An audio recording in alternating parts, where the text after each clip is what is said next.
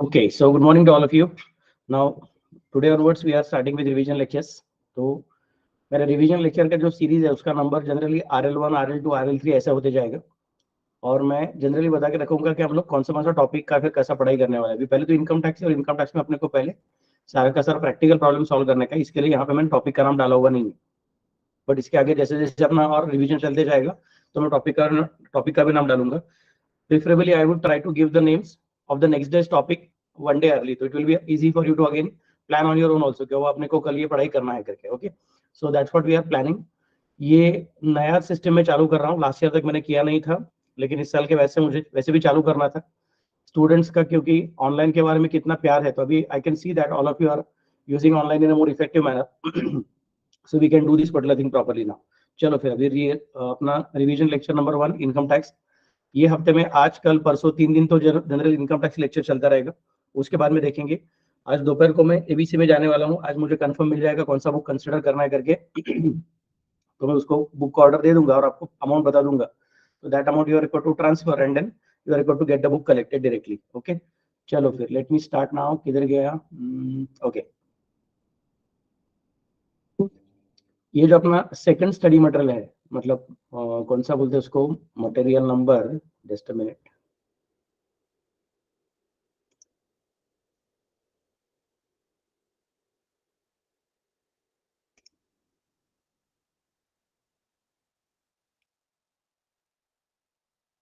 ये जो आपका M2S फाइल जो है, ओके, इसके अंदर दो अलग अलग पार्ट है, एक ओवरव्यू है और एक चैप्टर 9 है, इनकम टैक्स लायबिलिटी कंप्यूटेशन करके. तो ओवरव्यू का जो पेजेस है, there are some 16 pages in overview. ये अपने को सबसे बाद में करना है. इसमें उन्होंने अच्छा 2 प्रॉब्लम कंसिडर करके दिए. They have given a case study for you. ऐसे टाइप के क्वेश्चन एग्जाम में आने वाले नहीं है, सिनेरियो बेस्ड क्वेश्चन एग्जाम में आते नहीं है, लेकिन हम लोग ये सबसे लास्ट में सॉल्व करेंगे कि they have given you the answer, sorry they have given you the question. जिस तरह से रियल लाइफ में आपको आर्टिकलशिप में काम करने का रहेगा कि यार ये सिचुएशन है तो इसको कैसे सॉल्व करूंगा वगैरह करके, क्लाइंट कितना अलग अलग टाइप का इन्फॉर्मेशन देता है, कितना अलग अलग टाइप का इन्फॉर्मेशन नहीं देता है, उसके हिसाब से उन्होंने कंसिडर किया है. And institute is very creative in this particular topic. They have also given you the format पहले से ही कि भाई ये सारा का सारा इनकम है, मतलब वो जो प्रॉब्लम में ये इन्फॉर्मेशन उन्होंने फर्स्ट कॉलम में देकर रखा है, अमाउंट इन रुपीज, और बाद में डिफॉल्ट टैक्स रेजिम में उसका कंप्यूटेशन कैसे करना है वो आपको करना पड़ेगा, और ऑप्शनल टैक्स रेजिम में कौन सा रेजिम है अगर कंप्यूटेशन क्या आपको करना पड़ेगा. लेकिन ये प्रॉब्लम हम लोग तब करेंगे जब ये अपना सेकंड यूनिट पूरा पूरा हो जाएगा. तो चलो फिर अब चालू करना अपने को income tax liability computation and optimisation. आज का लेक्चर काफी सारा थियरी लेक्चर है, सारा का सारा फिर से रिवाइज करना अपने को. शायद कल भी थोड़ा थियरी होगा और उसके बाद में हम लोग प्रैक्टिकल प्रॉब्लम चालू कर सकेंगे. तो इनकम टैक्स का मेथड कैसा रहता है? सबसे पहले क्या है, डिटर्मिनेशन ऑफ रेसिडेंशियल स्टेटस, मतलब सेक्शन 6 याद रखना पड़ेगा. अपने सिलेबस में income tax computation of only individual रहता है, अपने सिलेबस में income tax computation of company या फिर HUF ऐसा कुछ ज्यादा नहीं है, तो उसका टेंशन नहीं है अपने को. सो पहले रेसिडेंशियल स्टेटस डिटर्मिनेशन मतलब सेक्शन 6 को यूज करना पड़ेगा. उसके हिसाब से मुझे याद नहीं है, तुम बताओ रेसिडेंशियल स्टेटस ऑफ इंडिविजुअल के लिए अपने को कितना अलग अलग ऑप्शन है. एन इंडिविजुअल कैन बी, बोलिए. Resident and ordinarily resident, RNOR and NR. Yes, ROR, RNOR and NR. उसके बाद में डिसाइड करना पड़ेगा classification of income under 5 heads. अब ये डिटर्मिनेशन ऑफ रेसिडेंशियल स्टेटस और ये क्लासिफिकेशन ऑफ इनकम, इसके बीच में और एक चीज होती है कि yes नो करने का रहता है, मतलब सेक्शन 5 को देखना पड़ता है. तो सेक्शन 5 के हिसाब से हम डिसाइड करते हैं कि अब कौन सा इनकम इंडिया में पकड़ने का, कौन सा इनकम इंडिया में नहीं पकड़ने का. जो पकड़ने का ही नहीं है उसको छोड़ देंगे, और जिसको पकड़ने का उसको बाद में सेक्शन 14 के हिसाब से हम लोग 5 अलग अलग हेड्स में डिवाइड करेंगे. एक कौन है सैलरी, दूसरा कौन है हाउस प्रॉपर्टी, तीसरा PGBP, चौथा कैपिटल गेन, पांचवा इनकम फ्रॉम अदर सोर्सेज. फिर compute income under each head, applying the charging and dimming provisions and providing for permissible deductions और एग्जम्पशंस देयर अंडर. तो हर एक हेड का खुद का जो ग्रॉस इनकम कैसे कैलकुलेट करने का उसका टेक्निक रहेगा, और हर एक हेड के अलग अलग डिडक्शंस रहेंगे, वो कंसीडर करना है. बाद में apply clubbing provisions. Clubbing provision मतलब क्या रहता है मुझे याद नहीं, कोई बता सकेगा क्या? What is the meaning of clubbing provision? Spouse आणि मायनर चाइल्डचे इन्कम तुमच्यासोबत क्लब करायचे आहेत की नाही, related persons. Income of other person to be clubbed in the income of the assessee, that is called as clubbing provision. Okay, उसके जरूरी नहीं it will be always minor child, जरूरी नहीं it will be always spouse, it can be even your son's wife also. Clear? Or it can be income transferred or asset transferred to a trust for the benefit of son's wife or for the benefit of spouse. ऐसा अलग अलग रह सकता है. That's why clubbing को हम लोग अगर broadly classify करने का तो क्या बोलते हैं, income of other person to be included in the income of the SEC. Clear? Shall I go ahead? Okay. Next part. फिर बाद में आता है set off and carry forward and set off of losses as per the provisions of this act. मुझे याद नहीं है set off and carry forward का मतलब क्या होता है. What is the meaning of set off and carry forward?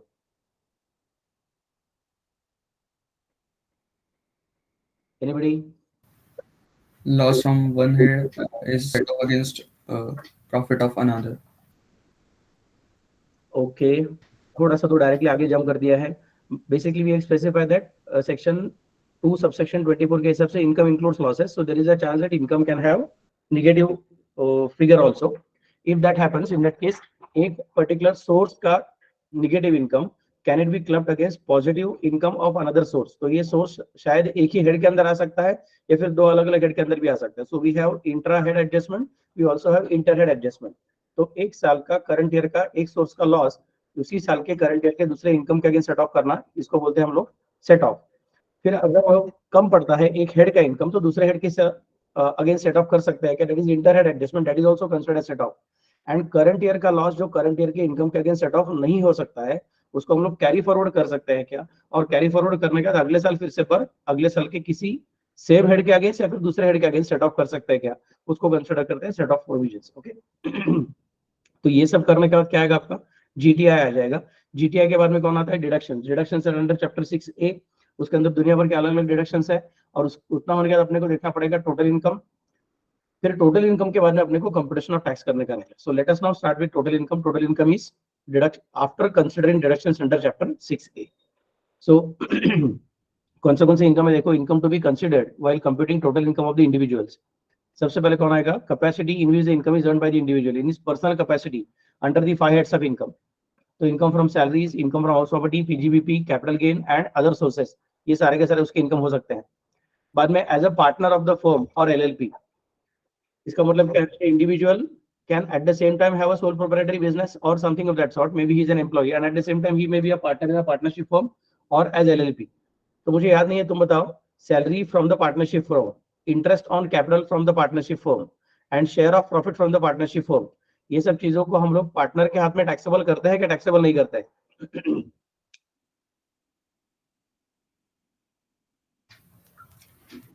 Taxable करते हैं. टैक्सेबल करते हैं. अच्छा देखो इंटरेक्टिव करोगे ज्यादा अच्छा रहेगा. शांत बैठे रहोगे तो कुछ फायदा नहीं है. आपके घर में शायद कुछ क्या रेडियो चलता रहेगा, क्या चलता रहेगा, that is okay for us because all of us are now studying for the purpose of revision. So be with me. चलिए मुझे क्या देखना था. ओके. अगर मैं पार्टनरशिप के वास्ते सैलरी मिलता है, पार्टनरशिप के वास्ते इंटरेस्ट ऑन कैपिटल मिलता है या फिर पार्टनरशिप के वास्ते शेयर ऑफ प्रॉफिट मिलता है, तो उसमें से शेयर ऑफ प्रॉफिट मेरे ख्याल से पार्टनर के हाथ में टैक्सेबल नहीं होता है. क्यों नहीं होता है? क्योंकि what is one man's expenditure that is other man's income. Partnership ने अपना जो प्रॉफिट है उसका एक हिस्सा अगर पार्टनर को दिया रहेगा एज शेयर ऑफ प्रॉफिट, तो in that case partnership firm को वो शेयर देने के लिए अपना खुद का प्रॉफिट कम करने को नहीं मिलता है. For example profit is 3 lakh and there are 3 partners, all of them are getting 1/3 1/3 1/3. इसका मतलब हर एक को 1-1 लाख मिलेगा. तो पार्टनरशिप फर्म का प्रॉफिट जीरो नहीं होगा. फर्म का प्रॉफिट 3 लाख कंसिडर करके फर्म को टैक्स भरना ही पड़ेगा. इसके लिए फर्म ने टैक्स भरने के बाद पार्टनर को जो शेयर ऑफ प्रॉफिट दिया रहता है वो पार्टनर के हाथ में टैक्सेबल नहीं होता है. लेकिन अगर सपोज फर्म ने प्रॉफिट देने के पहले उनको इंटरेस्ट ऑन कैपिटल दिया है या फिर उनको सैलरी दिया है तो फर्म को माइनस करना अलाउड है. अगर फर्म को माइनस करना अलाउड है मतलब फर्म का एक्सपेंडिचर हो गया and one man's expenditure other man's income. इसका मतलब पार्टनर के हाथ में वो salary from the partnership firm and interest on capital, only those two things will be taxable but share of profit won't be taxable. Then comes the next part. फिर वो salary of the partner और interest on capital, firm के हाथ में जितना भी payment करने का है, फर्म के मन में जितना भी आता है उतना सारा का सारा देना अलाउड नहीं है. There are limits for the partnership firm, how much salary they can give to the partner as well as how much interest on capital they can give to the partner. तो जितना उनके limit के हिसाब से उन्होंने पे किया है वो उनको माइनस करने को मिलेगा. और उनको माइनस करने को मिलेगा मतलब पार्टनर को इनकम कंसिडर करना पड़ेगा. अगर उन्होंने लिमिट से ऊपर दिया रहेगा तो उनको माइनस करने को नहीं मिलेगा. और उनको माइनस करने को नहीं मिलेगा मतलब फर्म को, तो in that case obviously partner के हाथ में वो इनकम कंसिडर नहीं किया जाएगा. तो जितना वहां पे लिमिट के अंदर पे किया है उतना यहाँ पे टैक्सेबल होने वाला है. और टैक्सेबल होने के time it should be considered not as salary, not as income from other sources, but everything, let it be salary, let it be interest on capital, it should be considered as income from PGBP in the hands of partner. करते कैसे करना? Yes. तो ये salary, bonus etcetera received by partner is taxable as his business income. interest on capital and or loans to the firm or LLP is taxable as business income of the partner. The income mentioned in 1 and 2 above are taxable to the extent they are allowed as a deduction to the firm. अभी मैंने discuss किया सारा का सारा चीजें कि share of profit of the firm is exempt in hands of the partner, section 10(2) है। Sir ये सेक्शन याद रखो क्या? यस, याद रख सकिए। अगर आपने नोट्स बनाना चालू किया रहेगा, साथ में नोटबुक रखा रहेगा, तो लिख के रखिए कि वो अपने को याद रखने का सेक्शन है 10(2) है।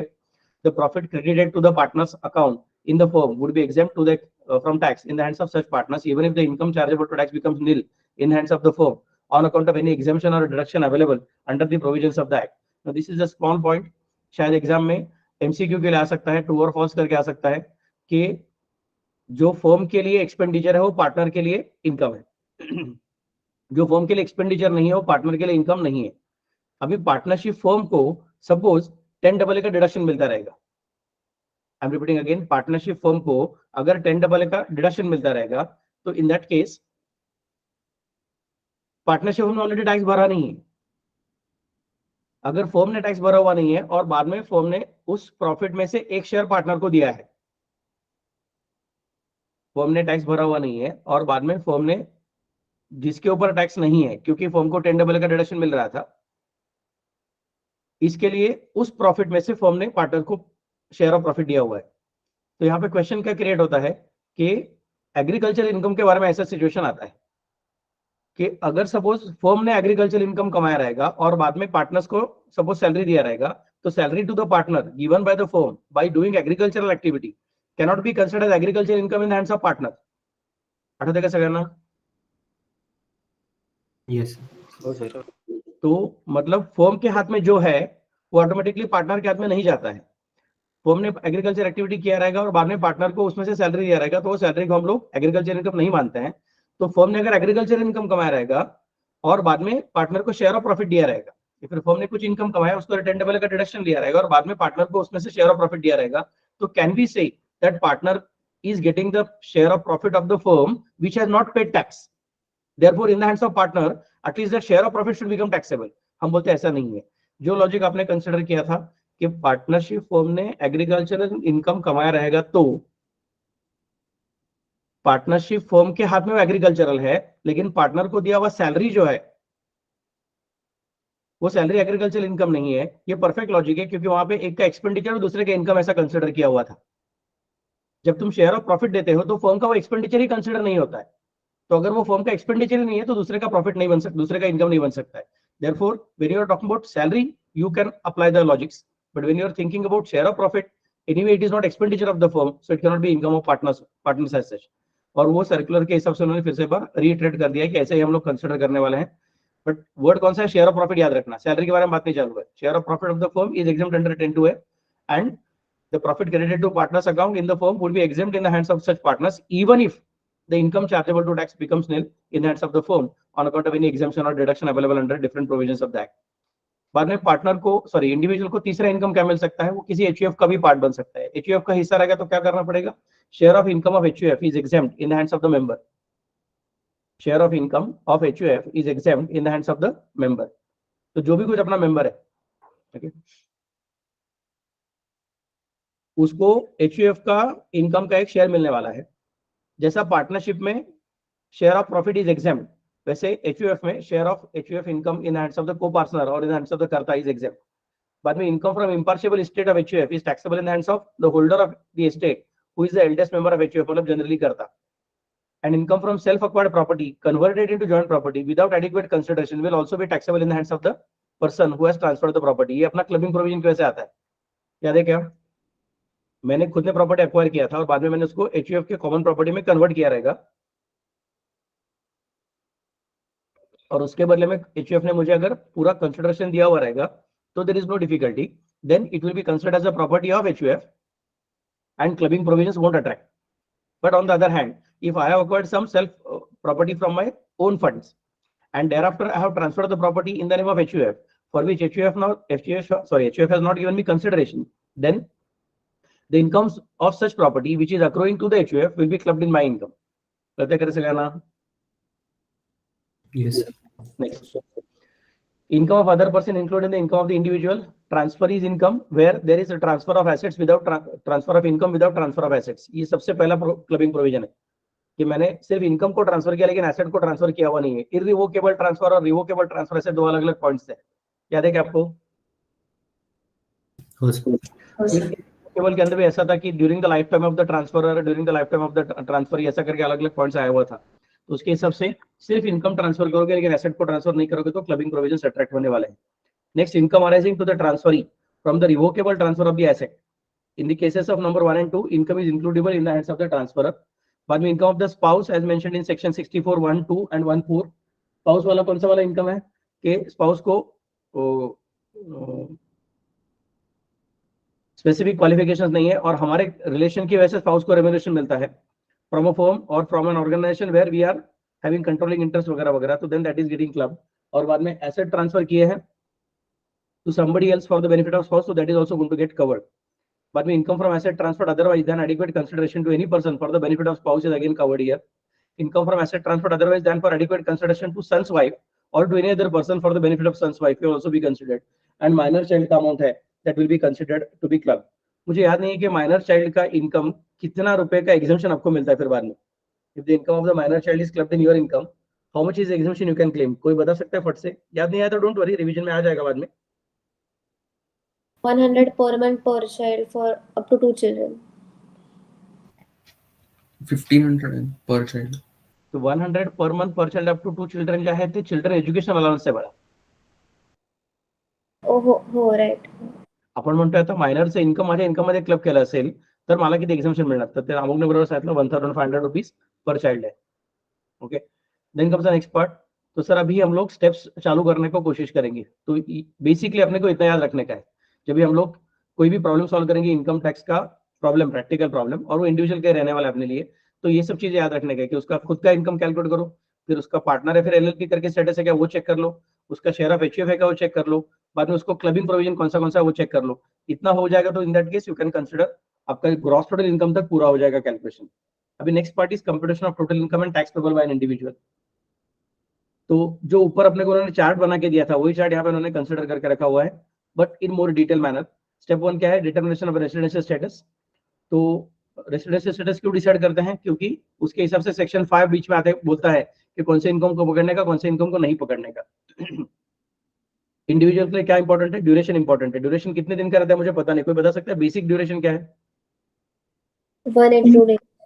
182 days. ओके, 182 डेज वो बेसिक ड्यूरेशन है. उसके अलावा कुछ और छोटे मोटे पॉइंट्स है, 60 एंड 365, फिर 150 डेज भी रह सकता है. उसका खुद का इनकम इस साल का कितना है फ्रॉम इंडियन सोर्सेस, वो सब अलग अलग चीजें रहती है. हम रेसिडेंशियल स्टेटस के प्रैक्टिकल प्रॉब्लम और करेंगे तभी फिर से बार उसके बारे में देखेंगे. अभी अपने को फटाफट से देखना है कि मेन प्रॉब्लम्स करने के लिए अपने को क्या देखने का पड़ता है. So individual can be either ROR or RNOR or NR. Individual who is citizen of India having total income other than the income from foreign sources exceeding ₹15 lakh. ये जो मैंने बोला था अभी कि उसका इनकम का क्राइटेरिया कंसीडर करते हैं during the previous year, would be deemed to be resident in India in the previous year if he is not liable to tax in any other country or territory by reason of his domicile or residence or any other criteria of similar nature. तो जिसको भारत में 15 लाख रुपए का या फिर उससे ज्यादा income कमाता है और वो दुनिया भर में सब जगह पे अपना रेसिडेंशियल स्टेटस इस तरह से मैनेज करता है कि किधर भी वो टैक्स नहीं भरता है, तो हम बोलेंगे यार भारत में तो 15 लाख कमा रहे, इन दैट केस हम तुझे टैक्स करने वाले हैं in on your income. Such deemed resident would by default be resident but not ordinary resident in India for that particular previous year. मैं थोड़ा सा कंफ्यूज हूँ, कोई मुझे बता सकता है कि आपका क्या ख्याल है? Suppose I am that person who is staying in every country all over the world for 60 days. तो मैं 6 अलग अलग कंट्री में घूमता हूँ बराबर से, और मे बी 59 डेज, तो 7 कंट्री में घूमता हूँ मैं हर साल. क्लियर मैं क्या बोल रहा हूँ? और भारत में मेरा इनकम कितना है? मे बी ₹20 लाख है, और हर एक कंट्री में मेरा अलग अलग इनकम है. तो अभी आप मुझे आरएनओआर ट्रीट करके टैक्सेबल करने वाले हो, तो मेरे कौन से इनकम को पकड़ोगे? भारत के बाहर के इनकम को पकड़ोगे कि नहीं पकड़ोगे? नहीं. कि सिर्फ 20 लाख को पकड़ोगे? 20 lakhs.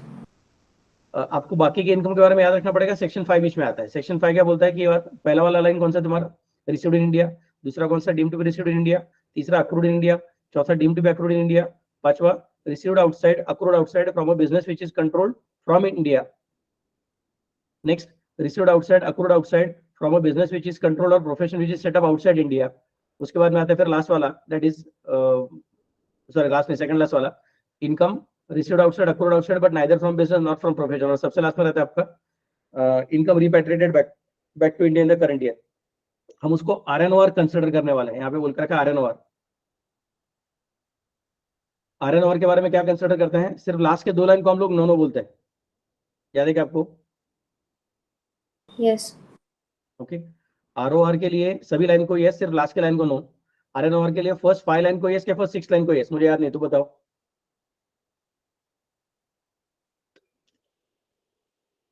5 lines को yes.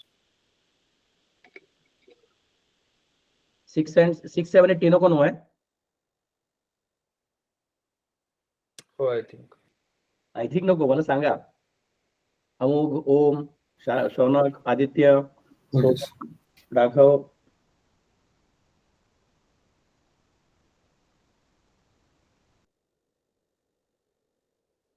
आहे का इन्कम टॅक्स बुक समोर आहे का तुमच्याकडे तुमचं? लास्ट 3 लाच नो है सर। Okay good. तो हम लोग रिवीजन करने को बैठेंगे तो साथ में सब चीजें लेके बैठा करो। Okay, so it will be easy for the purpose of quick revision. नहीं तो फिर वो नोटबुक इधर एक साइड में रखा है, हम लोग कुछ अलग कर रहे हैं, उसका कुछ मतलब नहीं है। It is going to be an intense क्या बोलते हैं activity for you in the at the beginning of the day. Next is residential status of an individual determines the scope of his taxable income. वो हमने देखा section 5 के हिसाब से, अभी वही बात कर रहे थे। पहले 4 को यस यस यस, 5वें वाले को यस यस नो, 6ठे वाले को यस नो नो, 7वें वाले को यस नो नो और 8वें वाले को no no no. Okay, then comes the next part. तो ये आरएनओआर है, मतलब उसको पहला 5 वाला इनकम रहेगा तो आ जाएगा। तो if he is earning 20 lakh rupees का इनकम इन इंडिया तो वो तो टैक्सेबल हो ही जाएगा। But if he is earning some other income outside India but where the business is controlled from within India और a profession which is set up in India, then that will also be counted. कळते का मी काय म्हटलं ते? हो sir. Yes, sir. अच्छा, एक छोटा पॉइंट, कभी कभी एक और छोटा पॉइंट कंसिडर करेंगे एग्जाम में कि एक्सीडिंग रुपीज 15 लाख बोल के रखा है, तो क्या बोलेगा कि उसका इनकम कितना है? 20 लाख है। उसका इंडियन सोर्स की वजह से इनकम कितना है? 20 लाख रुपया है। और फिर वो बोलते हैं ठीक है, आप पकड़ने का चाहते हो तो पकड़ो मेरा, लेकिन फिर आपने एक्सीडिंग रुपीज 15 लाख बोल के रखा है ना, तो फिर मेरे सिर्फ 5 लाख इनकम के ऊपर टैक्स लगाओ, बाकी इनकम के ऊपर टैक्स मत लगाओ। क्योंकि आपने एक्सीडिंग 15 लाख बोला हुआ था, तो मेरा इनकम 20 लाख है, तो 15 लाख के ऊपर सिर्फ 5 लाख ही है, तो 5 लाख के ऊपर टैक्स लगाने का। और 5 लाख के ऊपर टैक्स मतलब कितना? 12,500 आ जाएगा वगैरह वगैरह, और ऊपर से मुझे 87 का रिबेट मिल जाएगा, मतलब मेरा टैक्स लायबिलिटी नील है। Is the assessee correct?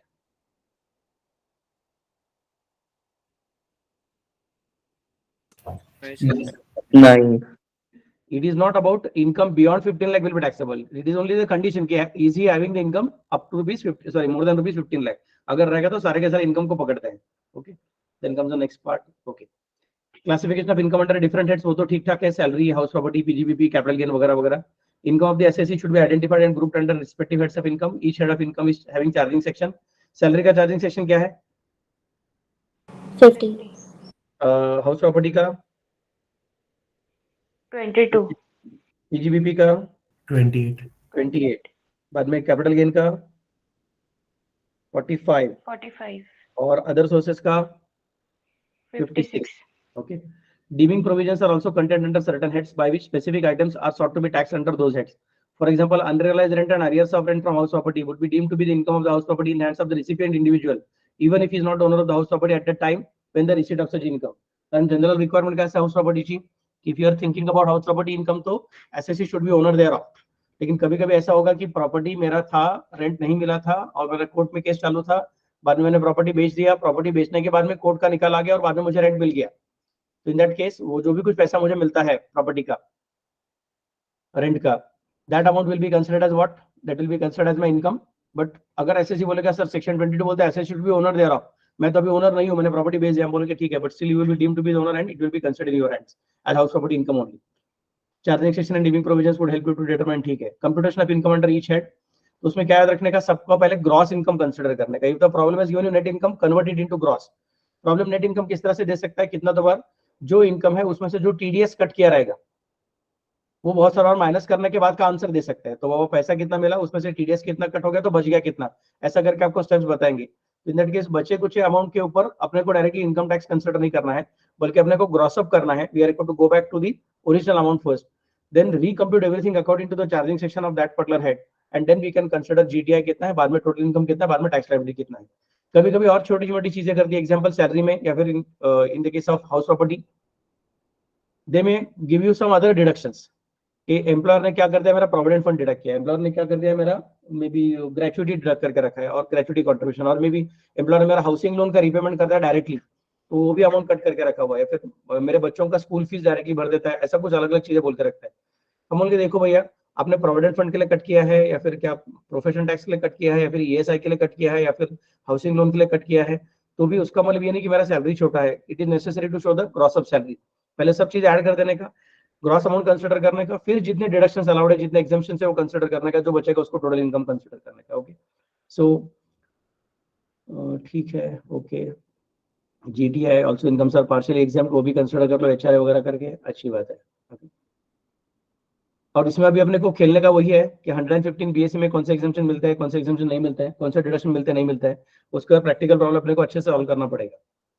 Then comes the next part, standard deduction मिल जाएगा, फिर disallowing non permissible deductions. Okay, good. In this step, it is necessary to consider whether the individual is paying tax under a default tax regime or exercising the option to shift out of the default tax regime and pay tax under the optional tax regime as per the normal provisions of the Act. Certain deductions which are allowable under the normal provisions are not available under the default provisions. तो वो सब चीजों को अपने को ध्यान में रखना पड़ता है। इसके लिए ये जो स्टेप है, तभी ग्रॉस अमाउंट पहले कंसिडर करना है और बाद में डिडक्शंस कौन से देखने के लिए इमीडिएटली चेक करना है कि भैया आप डिफॉल्ट टैक्स रेजिम में खेलोगे कि आप ऑप्शनल टैक्स रेजिम में खेलोगे। फिर बाद में क्लबिंग करना है। Individual in higher tax bracket में have the tendency to divert his income, alienate करने का कोशिश करते हैं हम लोग, बोलते नहीं तेरे हाथ में टैक्स कर देंगे, फिर से बाद क्लब कर देंगे, तो that is taken care of, no problem. और सिर्फ ये उन्होंने बोल के रखा कौन सा वाला, income of minor child not being minor child suffering from any disability, ATU वाला, अनन्या बगरेवाला 1500। हो सर। और सेक्शन अगर यहाँ पे याद रखोगे तो अच्छी बात है, लिख के रखो 10(2) के बाद में 1032। 1032 किसके बारे में था? 1032 माइनर चाइल्ड का एग्जाम्पशन के बारे में, क्लबिंग ऑफ माइनर इनकम हुआ रहेगा तो मैक्सिमम 1500 मिलेगा। अच्छा, मेरा माइनर चाइल्ड है और उसका एफडी का इंटरेस्ट मिल रहा है और वो एफडी का इंटरेस्ट 1000 रुपया है, तो फिर मुझे एग्जाम्पशन कितना मिलेगा बोलो? 1000 मिलेगा कि 1500 मिलेगा? 1000. पण 1500 सांगितलं त्याने ना। एक्झम्पशन मुळे लॉसेस नाही होऊ शकत. हाँ, yes, exemption can never exceed the amount of income. और एनीवे याद रखने का 1500 कैसा है, अप टू ₹1500 है, उसमें कुछ प्रॉब्लम नहीं है। बाद में set off and carry forward of losses करेंगे। Inter source set off losses, person may have income from one source and loss from another source under the same head. For instance, a person may have profit from wholesale trade of merchandise and loss from business of flying vehicles. The loss of one business can be set off against the profit of another business at net income under the head PGBP will be calculated. However, loss from speculation business can be set off only against speculation profit and not other any other business. But may set off of loss from one source of income against income from another source within the same head of income is permissible, subject to certain exceptions. Like LTCG cannot be set off against STCG, though STCG can be set off against LTCG. तो ये छोटे छोटे point याद रखने का अपने को। उसके बाद में अगला पॉइंट कौन सा रहेगा? अगला पॉइंट है इंटर हेड।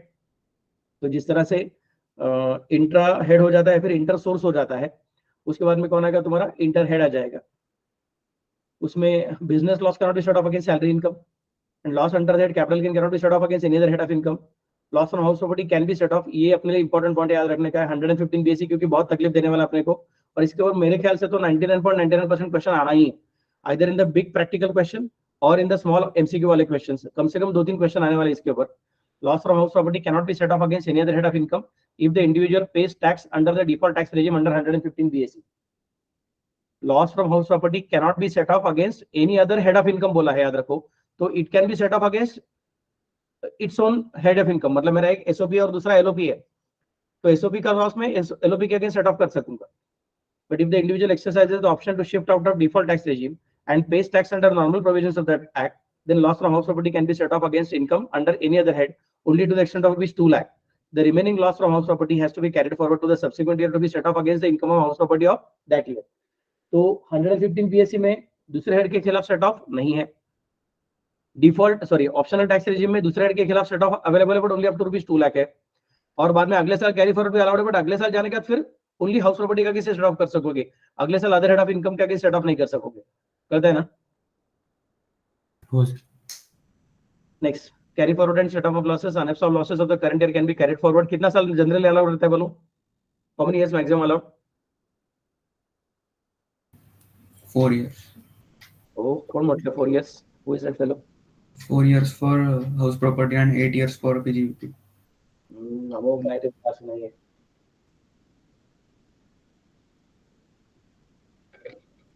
और कोई है? ओम, आदित्य, शौनक, आकाश, आयुष, पोरांपैकी अजून कोणी? आर्यमान आणि सोहम, राघव, ऋषिकेश, कोणाला आठवतंय का? पोरींपैकी कोणाला आठवतंय 8 का? years होतं बहुतेक ना. बहुतेक तर 8 yearsच आहे बहुतेक. 8 इयर्सच आहे आणि वरनं बहुतेक. ओके, ठीक आहे. It is 8 years in case of normal income आणि स्पेक्युलेशन बिझनेस असेल तर 4 years. कळतंय का मग? Yes, sir. अगर आज के लेक्चर में अपना कुछ गलत हुआ तो टेंशन मत लेना, इसके लिए तो हमको रिवीजन करना है, क्योंकि हम लोग रिवीजन करने को अकेले अकेले बैठते तो कर सकते हैं कि आप भी कर सकते हो, लेकिन आपको मेरे साथ पढ़ाई करने के टाइम समझ में आ रहा है यार मुझे याद नहीं आ रहा है, एक बार फिर से बार नोट्स कर लेता हूँ करके, that will be easy for the purpose of working. Here again, if there are any restrictions relating to interest or set off, the same will apply like long-term capital loss, which is carry forward can be set off only against long-term capital gain and not short-term capital gain. Maximum number of years for which a particular loss can be carried forward is also provided under the Act. For example, business loss can be carried forward up to maximum of 8 assessment years. अरे वा, तुम्ही खरोखर अतिशय शहाणी मुलात, म्हणजे समोर दिसत आहे तुम्ही उगाच वाचून उत्तर देत नाही. You are really thinking and you are trying to go for it, so that's a good thing. नाहीतर बरेच वेळा मुलं काय करतात, अच्छा समोर उत्तर दिसतं पटकन ते वाचून दाखवूया आणि सरांना दाखवूया की सर मला येते म्हणून ते. तो देन ऑटोमेटिकली मेरा भी कॉन्सेंट्रेशन चेंज होता है, मुझे लगता है ठीक है बच्चों को याद आ रहा है मतलब मुझे ज्यादा करने की जरूरत नहीं है करके. तो this is better that you are not resorting to lies just for the sake of shining in the revision lecture and afterwards losing in the main lecture or main examination. तो 8 साल अपने को अलाउड है generally, और 35 ID का है वो infinitely carry forward कर सकते हैं, लेकिन 35 आईडी याद रखने का, अगर आप 115 बीएससी में जाते हो मतलब डिफॉल्ट टैक्स रेजिम में तो 35 आईडी कैरी फॉरवर्ड करना अलाउड नहीं है. Okay, can be carried forward इंडेफिनिटली for set of वगैरह वगैरह, ठीक है. It must be noted that loss from an exempt source cannot be set off against profit from taxable source of income. For example, share of loss from partnership firm cannot be set off against sole proprietary business income of the partner, since the share of income of the firm is exempt under section 10(2)(a). बाद में कौन आएगा आपका? Computation of gross total income आने वाला है. Income computed under each head after giving effect to the clubbing provisions and set off and carry forward of losses will be aggregated and it is called as GTI. फिर GTI कैसे calculate करते हैं हम लोग, मतलब in short equation कैसे बनाया हुआ है? Add income computed under each head, apply clubbing provisions, apply provisions of set up and carry forward, फिर जो फाइनल आंसर आएगा that final answer is GTI. Next फिर GTI के बाद में डिडक्शंस आने वाले हैं. Deductions are given under chapter 6(a). These deductions are allowable if the individual exercises the option to shift out of default tax regime and pays tax under the normal provisions of the Act, subject to the satisfaction of conditions prescribed in the relevant sections. आता मला आठवत आहे की माझी बरीच मुलं अशी आहेत KHS ची, जेव्हा मी चॅप्टर 6 डिडक्शन शिकवतो तेव्हा तुमच्या कॉलेजमध्ये एक्झाम का काहीतरी होतं, तर तुम्ही त्या प्रत्येक लेक्चरला अर्धा तास किंवा एक तास उशिरा येत होतात. जर का तुम्ही ते अजूनपर्यंत बघितलं झालं नसेल तर आता पटापट बघून घ्या ते सगळे सेक्शन्स. कळते का मी काय म्हणतोय ते? ओके, अदरवाइज तुमको अभी क्लास में जब मेरा प्रैक्टिकल प्रोग्राम चल रहा है समझेगा नहीं कहाँ से आ रहा है करके. So please ensure that you are not keeping anything pending. If anything is pending फटाफट से कंप्लीट कर लो. अभी मेरा लेक्चर खत्म होने के बाद मैक्सिमम 15 मिनट का ब्रेक लेने का, नाश्ता वास्ता वहीं पे कर लेने का और बाद में फटाफट से फिर से पढ़ाई चालू करने का. अभी लेक्चर खत्म हो गया, अभी बाद में आराम से स्नान करता हूँ, आराम से नाश्ता करूंगा, फिर 11 बजे 12 बजे पढ़ाई करने को बैठूंगा. That should not be a attitude. तुम्हारा स्टडी टाइम चालू हो चुका है तो अभी तुमको दिन में कम से कम 14 घंटा पढ़ाई करने का, ऐसा अभी याद रखो, सो दैट सारा का सारा रिवीजन बराबर से होना चालू हो जाएगा. ओके, ठीक है, चलो देख. Deduction in respect of certain payments कौन सा है फिर? ATC, ATD, ATE. यही नहीं है और भी कुछ है, बट यहाँ पर अपने को कुछ स्पेसिफिक अमाउंट सिर्फ एग्जाम्पल करके दिया हुआ है. ATC में क्या आएगा? Life insurance premium, tuition fees of children, deposit to PPF and repayment of housing loan etcetera. ATD मध्ये मेडिकल इन्शुरन्स आहे, मग त्या स्वतःचा किती रे ATD चं कोणाला लिमिट माहिती आहे का किती आहे? मेडिकल इन्शुरन्स मी पडतोय तर माझं किती लिमिट आहे कोणी सांगू शकता काय? ते सिनियर सिटीजन असेल तर 2,50,000 आहे आय थिंक, आणि नॉन सिनियर सिटीजन असेल तर 1,50,000. नाही 50,000 होतं ना सिनियर सिटीजनला. तो लगता है सिर्फ अमोघ और ओम ही पढ़ाई करके आए हुए हैं थोड़ा बहुत तो, और बाकी लोग तो आराम कर रहे हैं. हाँ, दोन्ही श्रुती काय करताय तुम्ही? रमा, अनुष्का, 29ला आपण आता रिव्हिजनला बसलेलो आहोत. मी तुमचं 26च्या आधी सिलेबस पूर्ण करून दिलं होतं, तर 3 दिवस काय टाइमपास करता सगळ्यांनी तुम्ही? तुम्हाला ओरडत नाहीये. सावी, शर्वरी, देखो भाई अभी थोड़ा अपने को पिंच करना पड़ेगा खुद को. हाँ, कृष्णा, आकाश, आयुष, पिंच नहीं करोगे तो कुछ नहीं होगा. You will have to push yourself. Normal आदमी रहेगा तो 20,000 है और ATD सीनियर सिटीजन रहेगा तो 50,000 है. कळतंय का? सर नॉर्मलला किती म्हणलात? 25. हा ओके. ओके, आणि जर का तुमचं सिनियर सिटीजन असेल तर 50 असणार आहे. ओके, ठीक है. बाद में payment of interest on education loan taken for self और रिलेटिव. अभी ये सब चीजें अपने को याद फट से नहीं आएगा, मुझे पूरा गारंटी है कि सर मुझे कुछ भी याद नहीं आ रहा है. यस, डर लग रहा है, लगने दो, that's not a problem, but उसकी वजह से अपने को पढ़ाई चालू करने को मिलेगा. Next, deduction respect of certain income 80 QQ भी रॉयल्टी इनकम रहेगा, तो फिर वो टेक्स्ट बुक्स नहीं रहना चाहिए, ऐसा कुछ तो पॉइंट था. और कितना लिमिट रहेगा वो भी देखना पड़ेगा कि मैक्सिमम कितना रुपए तक आपको एग्जाम्पशन क्लेम करने को मिलेगा 80 QQ में. Royalty on patents. बाद में in respect of other incomes TTA TDB हे सेव्हिंग्स इन्कम आहे. आणि दुसरा कुठला तुमचा एव्हरीबडी आहे, म्हणजे सिनियर सिटीजनसाठी तर ऑल अकाउंट चालतात, सेव्हिंग अकाउंट चालतात, बाकीचे पण अकाउंट चालतात. त्याची पण लिमिट्स आपल्याला लक्षात ठेवायची आहे. तो अगर हो सके तो क्या करने का, मेरा रिवीजन लेक्चर, सॉरी मेरा जो डिडक्शन का लेक्चर है थोड़ा 1.5 स्पीड में फटाफट सुन लेने का है. ओके, और उसके अंदर जो पार्ट मैंने शायद प्रॉब्लम करने के लिए आपको दिया रहेगा वो पार्ट हम लोग स्किप करने का क्या करने का वो डिसाइड कर सकते हैं, बट एक बार फटाफट से रिवाइज कर लो. बाद में ATU is available for person suffering with disability, तो ये अदर डिडक्शंस में आता है.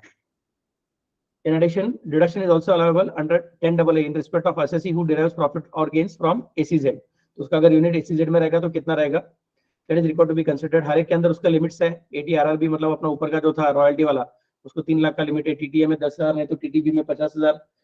सर ये 3 ही लिमिट याद रखने का क्या? नहीं, हर एक सेक्शन के अंदर बहुत सारे लिमिट्स है और अपने को सब याद रखने के हैं. इसलिए क्या करना पड़ेगा, मैंने जो PPT बना के दिया था आपको, वो PPT हाथ से लिखने का, best, that's the easy thing to go for revision. समझो मैं कैसे बोल रहा हूँ? Hello hello. Yes, sir. हो sir. Yes, sir. Deduction under CCD2, employers contribution to pension scheme under central government, and 80CCH2, central government's contribution to assessees account for Agnivir Corpus Fund, and 80JJAA would be available even if the eligible assessee pays tax at a concessional rate under 115 BAC. म्हणजे हे 3 section लक्षात ठेवायचे, 80CCD2, 80CCH2 आणि 80JJAA. या 3 गोष्टी अशा आहेत की तुम्ही डिफॉल्ट टॅक्स रेजिम मध्ये आहात, म्हणजे 115 BAC वाली, का तुम्ही ऑप्शनल टॅक्स रेजिम मध्ये जुन्या सिस्टम में जाता तरी सुद्धा तुम्हाला हे मिळणारच आहे. पण the moment you go for 115 BAC तर फक्त हे 3च मिळणार आहेत, बाकी कुठलेच मिळणार नाही आहेत. I am repeating again, if you are in new tax regime that is a default tax regime, in that case you will get only these 3 different deductions under chapter 6 से, बाकी सारा का सारा डिडक्शन गायब हो जाएगा. और ओल्ड रेजिम में रहोगे, इन दैट केस बाकी के सारे डिडक्शन भी रहने वाले हैं. फिर बाद में कंप्यूट करते हैं हम लोग total income. How to calculate total income? GTI minus chapter 6A and minus 10AA is equal to total income. बाद में it should be rounded up to the nearest multiple of ₹10. अभी ये याद रखने का रहता है, ये राउंडेड अप टू क्या, नियरेस्ट मल्टीपल ऑफ ₹10. एक सिंपल रूल याद रखो, इनकम टू बी कंप्यूटेड और income to be rounded up to nearest digit आणि tax should be rounded up to nearest unit. कळते का मी काय म्हटलं ते? हो sir. Next, tax is calculated on total income of the assessee. फिर बाद में रेट्स कौन से एप्लीकेबल है, तो कंसेशनल रेट 115 BAC में आते हैं. उसमें हम क्या कंसिडर करते हैं, राजा तुझे बहुत सारा डिडक्शन वगैरह हम देने वाले हैं नहीं, लेकिन तुझे हम लोग जब लिमिट्स लगाएंगे लिमिट से चेंज कर देंगे. लिमिट में क्या आएगा, अप टू ₹3 लाख नील. फिर ये कितने से बढ़ते जाएगा, हमेशा 3-3 लाख से बढ़ते जाएगा. और इधर टैक्स रेट कैसे बढ़ते जाएगा, 5-5% से बढ़ते जाएगा. सो 3 लाख तक नील है, बाद में 6 लाख तक 5%, 9 लाख तक 10%, 12 लाख तक 15% और 15 लाख तक 20% चला जाएगा. उसके बाद में एक बार तुम 15 लाख के ऊपर जाते हो तो देन जंप 5% का नहीं मारा, डायरेक्टली 10% का जंप मार के हमने उसको 30% कंसिडर किया. ये अभी तुमको कभी भी मैं नींद में भी उठाऊंगा ऐसा फट से, यार बहुत गहरी नींद में सोए और फट से पूछूंगा, अरे मेरा इनकम 12 लाख रुपया है, फिर मेरा इनकम 13 लाख रुपया है और मैं 115 BAC में जा रहा हूँ, तो मेरे लिए कौन सा स्लैब कैसे रहेगा करके. तो you should be in a position to give an answer. करते भी क्या म्हणत होते? Yes. Yes, sir. ओके, अच्छा, अगर मेरा इनकम 13 लाख रुपया है तो मेरे 13 लाख के ऊपर सारा का सारा 20% लगेगा कि नहीं लगेगा?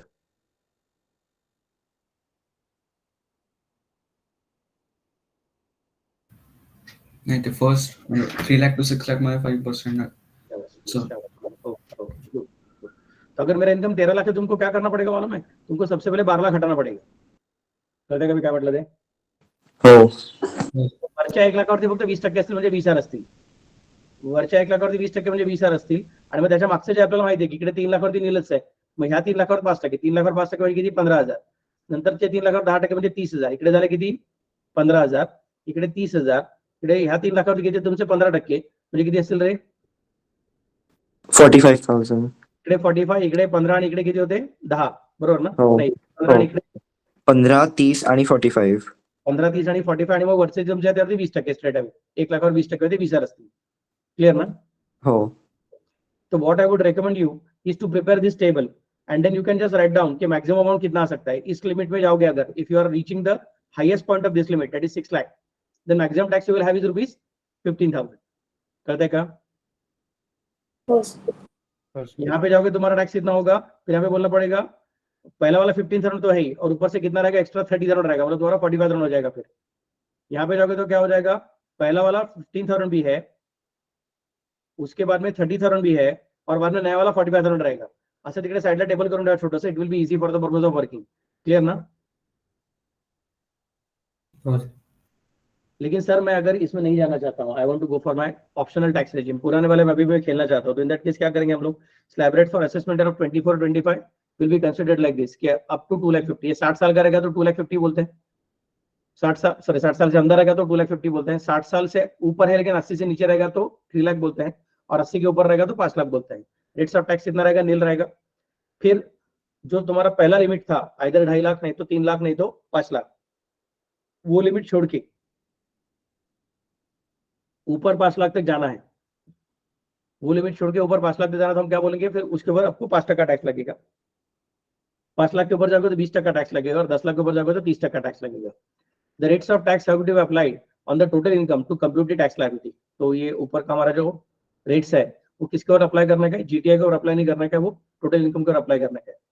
Rates of tax in respect of certain incomes are provided under income tax act 1961 itself. अच्छा ये छोटा पॉइंट मेरे ख्याल से मैंने आपको बहुत पहले बताया था. जब हम इनकम टैक्स की बात करते हैं तो अपने को 5 चीजों का पढ़ाई करने का रहता है. कौन सी 5 चीजों का पढ़ाई करने का रहता है बताओ. Income tax act, income tax rules, CBDT circular, finance act आणि ते कोर्ट हिअरिंग्स वगैरे, landmark cases. Court judgments. Okay. तर मला आता आठवते इन्कम टॅक्सचा अभ्यास कशासाठी करायचा, why should we study income tax act, what it tells us. How to compute the income. Okay, very good. It tells us how to compute the income. Then comes the next point. Please tell me, फिर income tax rules का पढ़ाई क्यों करने का. For computing tax liability.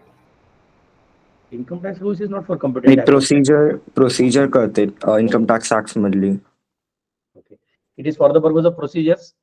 मैंने आपको सिखाया था कि रूल्स क्यों बनाने का रहते हैं, why rules are used in many acts. Can you tell me quickly, ये स्कीम क्यों बनाते हैं, कि एक्ट अलग से बनाने का और रूल्स अलग से बनाने का, ऐसा क्यों होता है.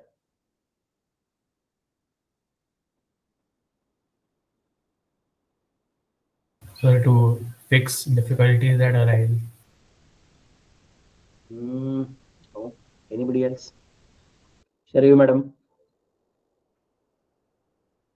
आठवत नाही आहे सर. Sorry, आठवत नाहीये. आठवत नाहीये. फटके. एसपी कुठे गेली माझी पोरगी. दोन्ही आहे आले. सांगा, आठवते काय.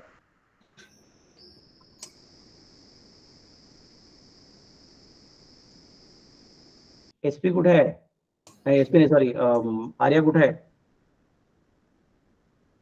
आर्या लोणकर, आर्या कुलकर्णी. Yes sir. हा सांगा की मला आठवत आहे काय. ऍक्ट कोण पास करतं मला आठवत नाही, कोणी सांगू शकेल का पटकन, who passes the act.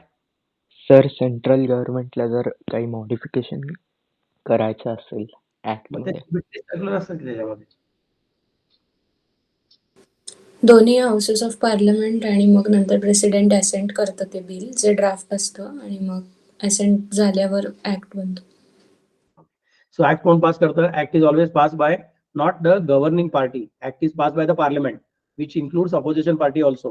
So act को पास करना इसका मतलब पार्लियामेंट में डिबेट्स होती रहती है.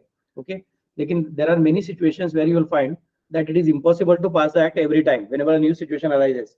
So in that case what we specify कि यार हम लोग गवर्नमेंट को मतलब, और जब एक्ट बना रहे तभी हम लोग ये एनविसेज भी नहीं कर सकते कि आगे क्या क्या सिचुएशन आ सकती है. So then the government is given authority by the parliament itself कि जब बाद में रियल लाइफ में काम करने का बारी आएगा तभी सिचुएशन कौन सी आएगी ये पता नहीं है, उस सिचुएशन को हैंडल करने के लिए हमने गवर्नमेंट को एम्पावर करना चाहिए. So in the act the parliament has already inserted कि एज मे बी स्पेसिफाइड. तो एज मे बी स्पेसिफाइड ऐसा शब्द आ गया, मतलब क्या हो जाएगा कि the power is delegated to the governing party, not to the entire parliament.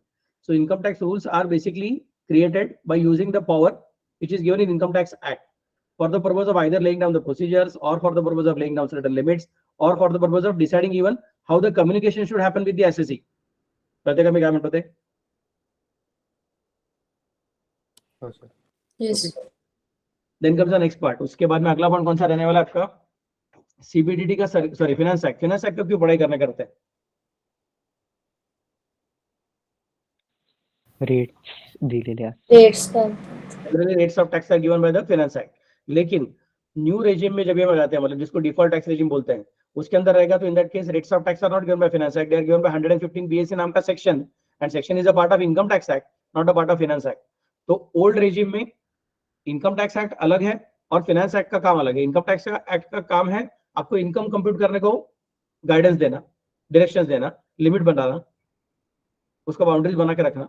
Whereas finance act का काम क्या है? आपको इनकम टैक्स का अमाउंट कैलकुलेट करने के लिए मदद करना. But under default tax regime सारा का सारा काम कौन करने वाला है? इनकम टैक्स एक्ट ही करने वाला है. कहते कभी क्या म्हणतो ते? Yes. Okay. Slab rates are not applicable under both tax regime in respect of such incomes. Rates of tax in respect of certain incomes are provided under Income Tax Act 1961 itself. This is another one more thing. कि there are certain income जिसके लिए हम लोग special rates of tax बोलते हैं. Special rates of tax रहेगा तो in that case they are given under Income Tax Act, तो उसको slab rate apply होते नहीं है. Example LTCG रहेगा तो क्या, winning from lotteries वगैरह रहेगा तो क्या, उसके बारे में आपको यहाँ पे मिलने वाला है. Okay. So for instance, rates of tax for long-term capital gain on certain assets, long-term capital gain on other assets, and certain short-term capital gain, winning from lotteries, crossword puzzles, races, and winning from online games, etc., are prescribed under 112A, 112, 111A, 15BB, sorry, 115BB, 115BBJ respectively. तो अगर हो सके तो छोटा सा table यहीं पे बना के रखोगे या फिर आपके नोटबुक में लिख के रखोगे, याद रखने का है कि when we are thinking about, सबसे पहले कौन, long term capital gain on other assets. Okay, तो उसके लिए क्या कंसीडर करना है? 112A. बाद में certain short term capital gains, मतलब 112. Winning from lotteries 111A. ये मिस्टेक है, ये मिस्टेक है. This is not the correct one. भले उन्होंने बोला तो भी सेक्शन बराबर नहीं डाले उन्होंने. ओके, ये मत लिखो, मैं तुमको सेक्शन देता हूँ. Rates of tax are 10%, 20%, 15%, 30%, and 30% respectively. Yes. In the above cases, under section 112A, the long-term capital gain exceeding rupees 1 lakh on transfer of equity shares of a company or unit of equity-oriented fund or unit of business trust is taxable at the rate of 10%. इसका मैंने आपको PPT जो दिया उसके अंदर ये सब चीजें दी हुई है, कौन सा रेट्स रहेगा करके. The special rates of tax have to be applied in case of respective component of total income, and general slab rates have to be applied on the balance of total income as per the tax regime in which he pays the tax. मतलब क्या करना पड़ेगा, उसको gross total income मिला हुआ है, उसमें से चैप्टर 6 से माइनस किया हुआ है. उसके बाद में हम क्या कंसीडर करेंगे? चैप्टर 6 के बाद मिले हुए टोटल इनकम में से पहले स्पेशल इनकम को साइड में हटा देंगे. स्पेशल इनकम को जो रेट्स लगेंगे वो रेट लगा देंगे, और जो बचा कुछ इनकम है उसका हम लोग स्लैब रेट लगाएंगे. The unexhausted basic exemption limit can however be adjusted against the long-term capital gains taxable under section 112 or 112A, and short-term capital gains taxable under section 111A in case of resident individual in both tax regime. ये sentence को star mark करके रखो. ये sentence बहुत important है, practical problem करने के time अभी समझ में आएगा कि अनएग्जॉस्टेड बेसिक एग्जेम्पशन लिमिट का मतलब क्या है.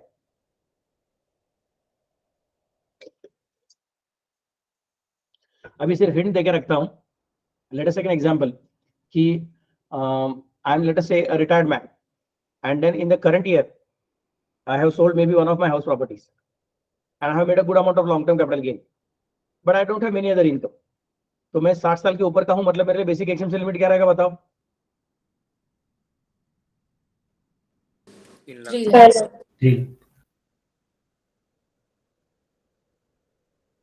60 साल के ऊपर का हूं, मतलब मेरे लिए 3 लाख के ऊपर, 3 लाख तक एग्जाम रहेगा कि 5 लाख के ऊपर एग्जाम, 5 लाख तक एग्जाम रहेगा? सॉरी, 3 लाख. 3 लाख. फिर 5 लाख किसके लिए एग्जाम? 80 years and above. तो फिर मैं 3 लाख रुपए तक एग्जाम रह सकता है. अब मेरा इस साल का इनकम कितना है other than long term capital gain? मेरा इस साल का इनकम है लेट अस से रुपीज 1 लाख. जो बाकी जो मेरे अलग अलग चीजें हैं, may be interest on FD और सब अदर चीजें वगैरह करके, वो सब करके मेरा इनकम कितना आता है? 1 लाख रुपए आता है. वो भी सब मैंने क्या किया है, मतलब चैप्टर 6 का डिडक्शन क्लेम करने के बाद की बात कर रहा हूँ. ओके, तो मेरा वो 1 लाख बच गया है, और मेरा इस साल का long term capital gain 15 lakh रुपए है. I have enjoyed long term capital gain of rupees 15 lakh, and मेरा बाकी का इनकम फ्रॉम अदर सोर्सेज जो भी कुछ है, it may be PGBB, it may be other sources, it may be salary और it may be pension, whatever it is, उसका सबका कंप्यूटेशन करने के बाद में बचा हुआ इनकम कितना? 1 लाख रुपए बाकी है. तो अभी मेरा 3 लाख रुपए का एग्जाम्पशन लिमिट था, उसमें से मेरा इनकम खुद का सिर्फ 1 लाख रुपए आएगी, मतलब वो सारा का सारा 1 लाख मेरा टैक्सेबल है ही नहीं, लेकिन ऊपर का 2 लाख रुपए जो है वो एग्जाम्पशन लिमिट होने के बावजूद मैं यूज नहीं कर सकता हूँ। और मेरे पास कौन है, एलटीसीजी है 15 लाख रुपए का। अब LTCG is an income chargeable to tax at a special rate, so automatically हम उसको साइड में निकाल सकते हैं, उसको बोलते हैं 15 लाख रुपए चलते हैं, डायरेक्टली हम लोग 10% लगाएंगे, 15% 20% लगाएंगे वगैरह वगैरह। तो अभी वो घर बेच के मैंने पैसा कमा रहेगा तो 20% टैक्स लगेगा, तो 15 लाख में 20% मतलब 3 लाख रुपए टैक्स भरना पड़ेगा, और मेरा जो 1 लाख रुपए का इनकम है उसको टैक्स भरने की जरूरत ही नहीं है। Can you visualize what is happening?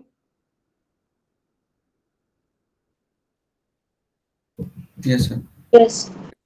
तो इन दैट केस हम क्या कंसिडर करेंगे, यार ये आदमी को थोड़ा मदद करेंगे, उसका अनएग्जॉस्टेड बेसिक एक्सेम्पशन लिमिट कितना बाकी है, 2 लाख रुपए बाकी है, तो 2 लाख रुपए का unexhausted basic exemption limit can be adjusted by him out of his LTCG also. तो उसका एलटीसीजी भले ही 15 लाख रुपए रहेगा, तो इसमें से 2 लाख कट हो जाएगा, बाकी के 13 लाख के ऊपर उसको एलटीसीजी का टैक्स लगेगा, कळतंय का? हो सर. त्याची गरज कुठली असते, he should be resident individual. Sir हा पॉईंट आपण आधी कधीच बघितलेला नव्हता की येस, कारण आपण कधी टोटल इन्कमचे प्रॉब्लेम केला होता टॅक्स कॅल्क्युलेशनचे, आता आपण करणार आहोत तेव्हा येणार आहे पॉईंट. ओके, इनफॅक्ट आपल्या पीपीटी मध्ये हा पॉईंट एका ठिकाणी लिहिलेला आहे, पण आपण त्यावर डिस्कस केलेलं नव्हतं. उसके बाद में क्या आएगा, सरचार्ज और रिबेट अंडर सेक्शन 87 है. येस, तुम्हाला काय बोलायचं आहे? त्यांनी एक पार्टनरशिप फॉर्मचं एक एक्झाम्पल दिलं होतं ना, 9.8 पेज नंबरचं. हां, त्यांनी म्हणलेलं की share of loss of a partnership firm cannot be set off against sole proprietary business. हां. पण मग जर शेअर ऑफ प्रॉफिटच एक्झाम्प्ट आहे तर मग शेअर ऑफ लॉसनी पण इन्कम निगेटिव्ह नाही होणार ना, आय थिंक. नाही, मला नाही कळलं प्रश्न. म्हणजे मला तुला ते सांगितलं ते कळलं, मला ते 9.8 चं मला कळलं, पण what is your doubt that I have not understood. म्हणजे आपण पहिल्या पेजवर शिकलो की शेअर ऑफ प्रॉफिट असेल तर तो एक्झाम्प्ट आहे in the hands of partner. हो, मग शेअर ऑफ लॉस असेल तर तो इन्कम निगेटिव्ह नाही करणार ना त्या पार्टनर. इफेक्ट तेच त्यांना सांगायचं आहे. त्याने ज्या ते सांगितलं मला 9.8 कुठे गेलं तुमचं, 9.10 सॉरी. 9.8. त्याचं नाव काय, शेअर ऑफ लॉस फ्रॉम, इकडे वरचं बघ काय, it must be noted that loss from an exempt source, कारण तिकडे एक्झाम्प्ट होतं तुमचं, ते कळलं का? हो. Since it is an exempt source, it cannot be set off against profits of taxable source. तो उस प्रिंसिपल को एक्सप्लेन करने के लिए उन्होंने यहाँ पे फिर से पार्टनरशिप का नाम दिया है. हो, म्हणजे शेअर ऑफ लॉस असेल तरी त्याचा इन्कम झिरो होईल. तिसरं सोडा. हां. म्हणजे पार्टनरशिपचं इन्कम झिरो पकडायचं मग इकडे त्याच्या हातामध्ये, त्याचं स्वतःचं सोल प्रोप्रायटरी इन्कम टॅक्सेबल असणारच आहे. हो. तर माझा समजा सोल प्रोप्रायटरीचा इन्कम 5 लाख रुपये होता प्रॉफिट, आणि माझा पार्टनरशिपचा शेअर ऑफ प्रॉफिट 2 लाख रुपये होता.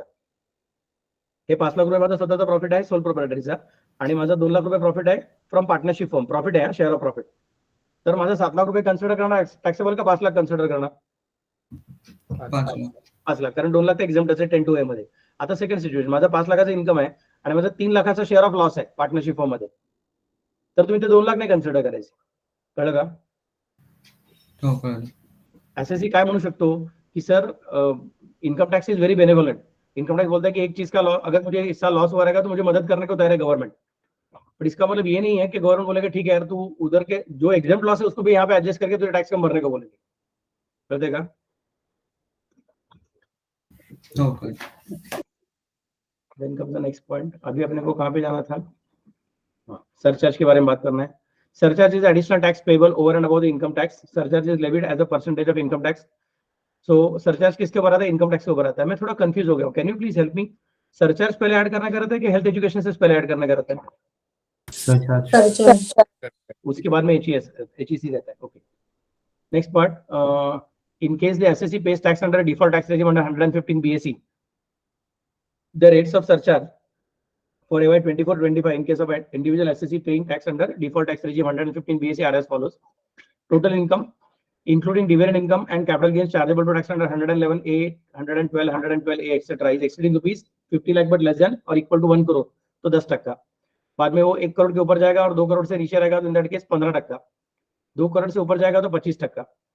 Rates of surcharge on income tax payable on the portion of dividend income and capital gains chargeable to tax under 111A, 112 and 112A including total income but it cannot exceed 15%. तो यहाँ पे वो 15-25% में चला गया है, फिर भी उसके अंदर छुपे हुए डिविडेंड इनकम को, कैपिटल गेन को हम लोग बोलेंगे सॉरी यार उसको 15% सरचार्ज लगेगा, बाकी को 25% सरचार्ज लगेगा. And where total income including dividend income and capital gain chargeable to tax under 111A etcetera exceeding rupees 2 crore, in cases not covered under point number 3 above, तो इन दैट केस को 15% surcharge लगने वाला है। इसका मैंने practical problem किया था, अगर आपको याद रहेगा तो पहला चैप्टर जो था अपना बेसिक कंसेप्ट, उसके लास्ट के लेक्चर में इसके प्रैक्टिकल प्रॉब्लम किए हुए थे सर। लेकिन अगर मैं डिफॉल्ट टैक्स रेजिम में रहेगा तो इन दैट केस रेट्स कैसे रहेंगे, यहाँ पे 10%, 15% और 25% था। यहाँ पे कैसा है, 10%, 15% और 25% है, सेम टू सेम। लिमिट भी कैसा है आपका, 50 लाख से 1 करोड़, बाद में अप टू 2 करोड़, बाद में अप टू 5 करोड़। लेकिन आगे जाके तो यहाँ पे ऊपर 25% में रुक जाते हैं, यहाँ पे 25% में नहीं रुकते, यहाँ पे कितना रहता है, 37% भी चला जाता है। क्लियर ना? No, sir. Under default tax regime, it is stopping at 25%, whereas under new tax regime, it is under the old tax regime, it is up to 37%. Next marginal relief का भी वर्किंग किया था हमने, अगर याद रहेगा तो 2-3 प्रॉब्लम किए थे मार्जिनल रिलीफ के। Can you tell me what is the meaning of marginal relief? Anybody? So surcharge like 50 लाखच्या वरती लागतो. समजा तुमचं 51 लाख असेल, मग त्या 1 लाख मध्ये तुम्हाला जास्त सरचार्ज भरावं लागतं. मग तुम्हाला 50 लाख वरती किती टॅक्स भरायला लागला असतो आणि 51 लाख वरती किती भरावं लागतं, त्याला डिफरन्स काढून मग ते तुम्हाला हे रिलीफ अलाव करतात. Okay, so the amount of tax which you are going to pay or surcharge you are going to pay is not going to increase your liability beyond the amount of income which is exceeding rupees 50 lakh or 1 crore as the case may be. हटा देगा? हो sir, हो sir. फिर बाद में आएगा surcharge होगा तो बाद में आएगा रिबेट। रिबेट कैसे रहता है, अंडर सेक्शन 87A। 87A क्या बोलता है, it provides rebate from tax payable by the assessee being individual resident in India. तो rebate to resident individual paying tax under default tax regime under 115 BAC, उसको हम क्या बोलेंगे, नया वाला टैक्स रेजिम वाला है, मतलब उसको 7 लाख रुपए तक अगर इनकम रहेगा तो उसको रिबेट मिलने वाला है। The rebate shall be equal to the amount of income tax payable on his total income for any assessment year और एन अमाउंट ऑफ रुपीज 25,000। ये 25,000 कहां से आ रहेगा, कोई बता सकता है क्या? लॉजिकल है। 7 lakh वर टॅक्स 25,000 लागतो. Yes. So maximum rebate which you are going to get is rupees 25 lakh. Sorry, 25,000. Because 7 lakh तक अपने रिस्ट्रिक्ट किया हुआ है। करके देखो ना, 7 लाख मतलब क्या बोलना पड़ेगा, पहला 6 लाख हटाना पड़ेगा। 6 लाख हटाएंगे तो बचेगा कितना, 1 लाख बचेगा। 1 लाख पर कितना आएगा, अप टू 3 लाख नथिंग था, उसके बाद में 5% था, उसके बाद में 10% था, तो 1 लाख के ऊपर 10% आएगा मतलब 10,000, और 3 लाख टू 6 लाख के ऊपर 5% मतलब 15,000। 15 और 10 मतलब कितना हो जाएगा, 25,000 हो जाएगा। तो that is the actual total tax which you have to pay if your income is 7 lakh. But हम बोलेंगे ठीक है 25,000 का हम लोग तुमको रिबेट ही देने वाला है। But if the total income of such individual exceeds rupees 7 lakh and income tax payable on such total income exceeds the amount by which the total income is in excess of rupees 7 lakh, then the rebate would be as follows। मतलब जो relief का logic यहाँ पे था ना अपना ऊपर वाला मार्जिनल रिलीफ का, वो लॉजिक यहाँ पे भी आ जाता है। Step number 1, total income minus rupees 7 lakh, compute income tax payable on total income, and then if B is greater than A, B म्हणजे काय, income tax payable under 80, then the rebate under 87 would be B minus A. म्हणजे काय झालं, let us take an example की माझं income किती आहे, माझं इन्कम समजा 7,10,000 रुपये आहे। आय एम रिपीटिंग अगेन, माझं इन्कम किती आहे, 7,10,000 आहे। सो माझं इन्कम किती वाढलं सांगा 7 लाखाच्या वरती? 10,000। 10,000 नाही वाढलं। जरा एक मिनिट थांबा, मी पटकन पीपीटी चालू करतो म्हणजे आपल्याला ते सगळे वर्किंग करता येईल यामध्ये।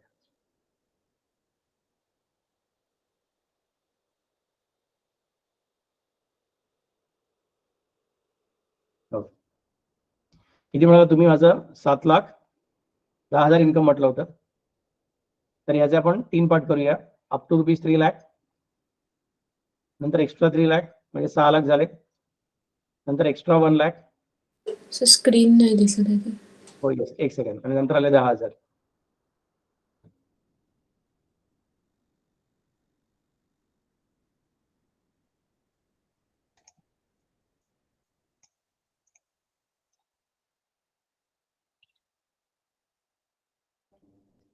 या पहिल्या 3 लाखावरती नो टॅक्स, या दुसऱ्या 3 लाखावरती 5%, या 1 लाखावरती 10%, या 10,000 वरती 10%। कळते का मी काय म्हणतो ते? हो सर। तो इधर टैक्स कितना आएगा, नील। इधर टैक्स कितना आएगा, 5,000, सॉरी 15,000। इधर टैक्स कितना आएगा तुम्हारा 10,000। इधर टैक्स कितना आएगा तुम्हारा 1,000। मिलते कैसे करना? हो sir. Okay, so now you tell me what is the total tax liability I am having?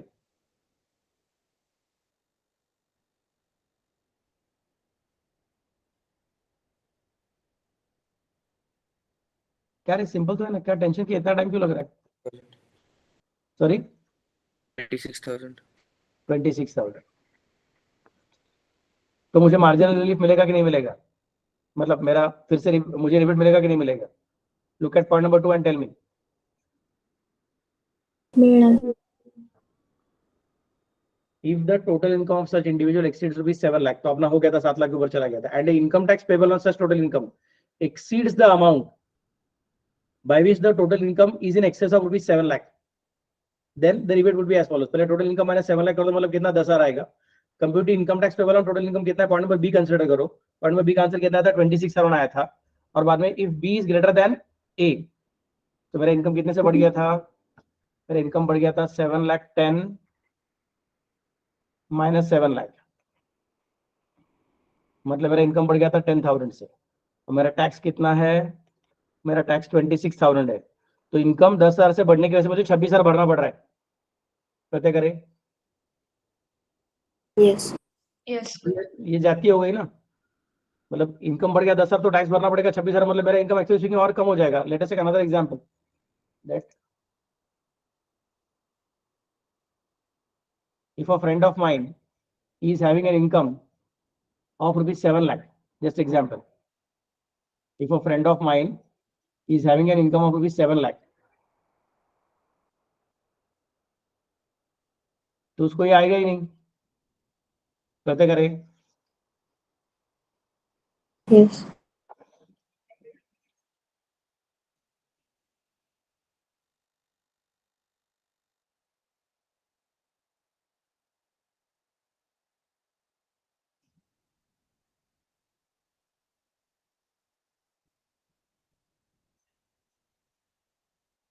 तो उसको तो ये है ही नहीं ना, तो उसको मस्त क्या हो जाएगा, amount of income will B, amount of tax will be 25,000 and he can get A rebate of 25,000, मतलब उसका टैक्स लायबिलिटी हो जाएगा 0।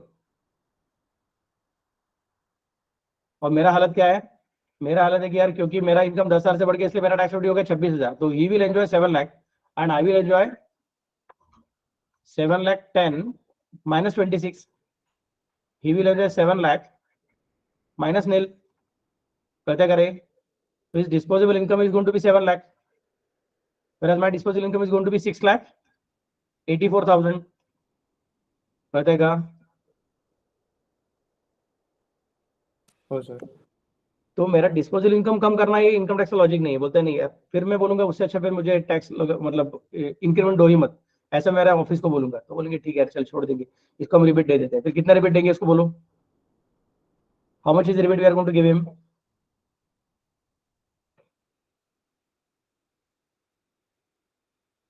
$16,000।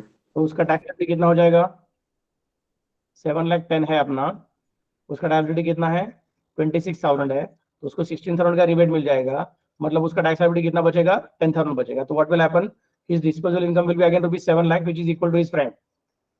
कहते का हो sir. Okay everybody, important point आहे, एमसीक्यू साठी येणार आहे। नेक्स्ट उसके बाद में rebate to resident individual paying tax under optional tax regime. Optional tax regime में झंझट नहीं है, क्योंकि ऑप्शनल टैक्स रेजिम में बराबर स्लैब रेट के वहां पे ही उन्होंने रिबेट दिया हुआ है। डिफॉल्ट टैक्स रेजिम में उन्होंने स्लैब रेट के वहां पे रिबेट नहीं दिया है, स्लैब रेट के बीच में रिबेट दिया है, क्योंकि स्लैब रेट कैसे 0 to 3, 3 to 6, 6 to 9 है, बट उन्होंने रिबेट कब तक दिया 7 लाख तक दे दिया, इसलिए वहां पे झमेला हो जाता है। करता है ना in old regime, optional tax regime there is no difficulty, because वहां पे जैसा बोलते हैं कि 0 to 2,50,000, 2,50,000 to 5 लाख, नहीं तो 0 to 3 लाख, 3 लाख to 5 लाख, नहीं तो 0 to 5 लाख, ऐसे ही तुम्हारे लिमिट्स है। और rebate is available directly up to ₹5 lakh, तो किसी भी लिमिट के बीच में रिबेट अलाउड नहीं है under the optional tax regime, इसके लिए यहाँ पे झंझट नहीं है। Maximum rebate is allowed ₹12,500। Clear? However, rebate under 87 is not available in respect of tax payable at the rate of 10% on LTCG under 112A। अगर आपको LTCG आता रहेगा 112A में शेयर्स को बेच के और इक्विटी शेयर्स वगैरह करके रहेंगे,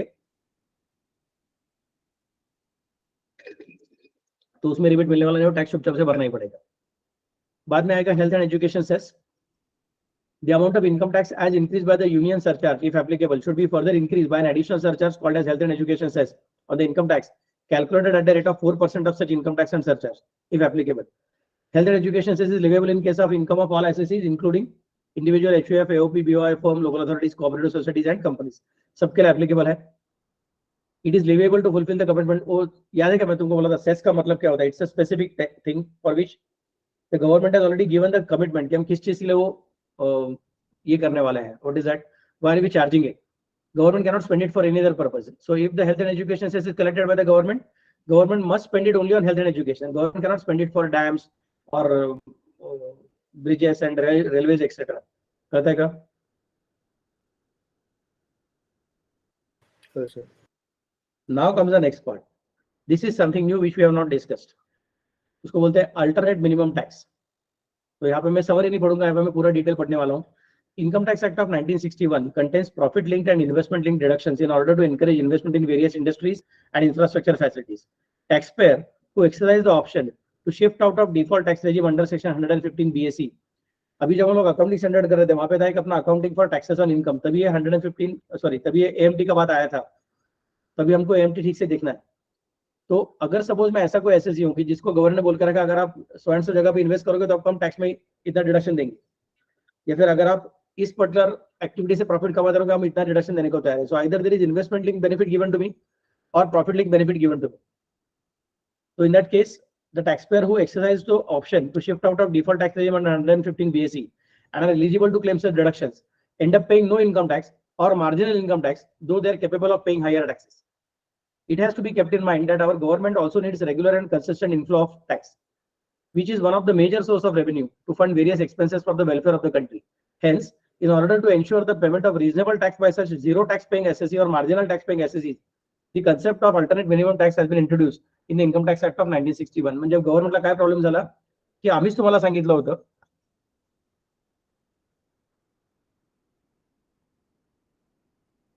की तुमचं या वर्षीचं इन्कम किती आहे, मे बी ₹10 करोड तुमचं इन्कम आहे,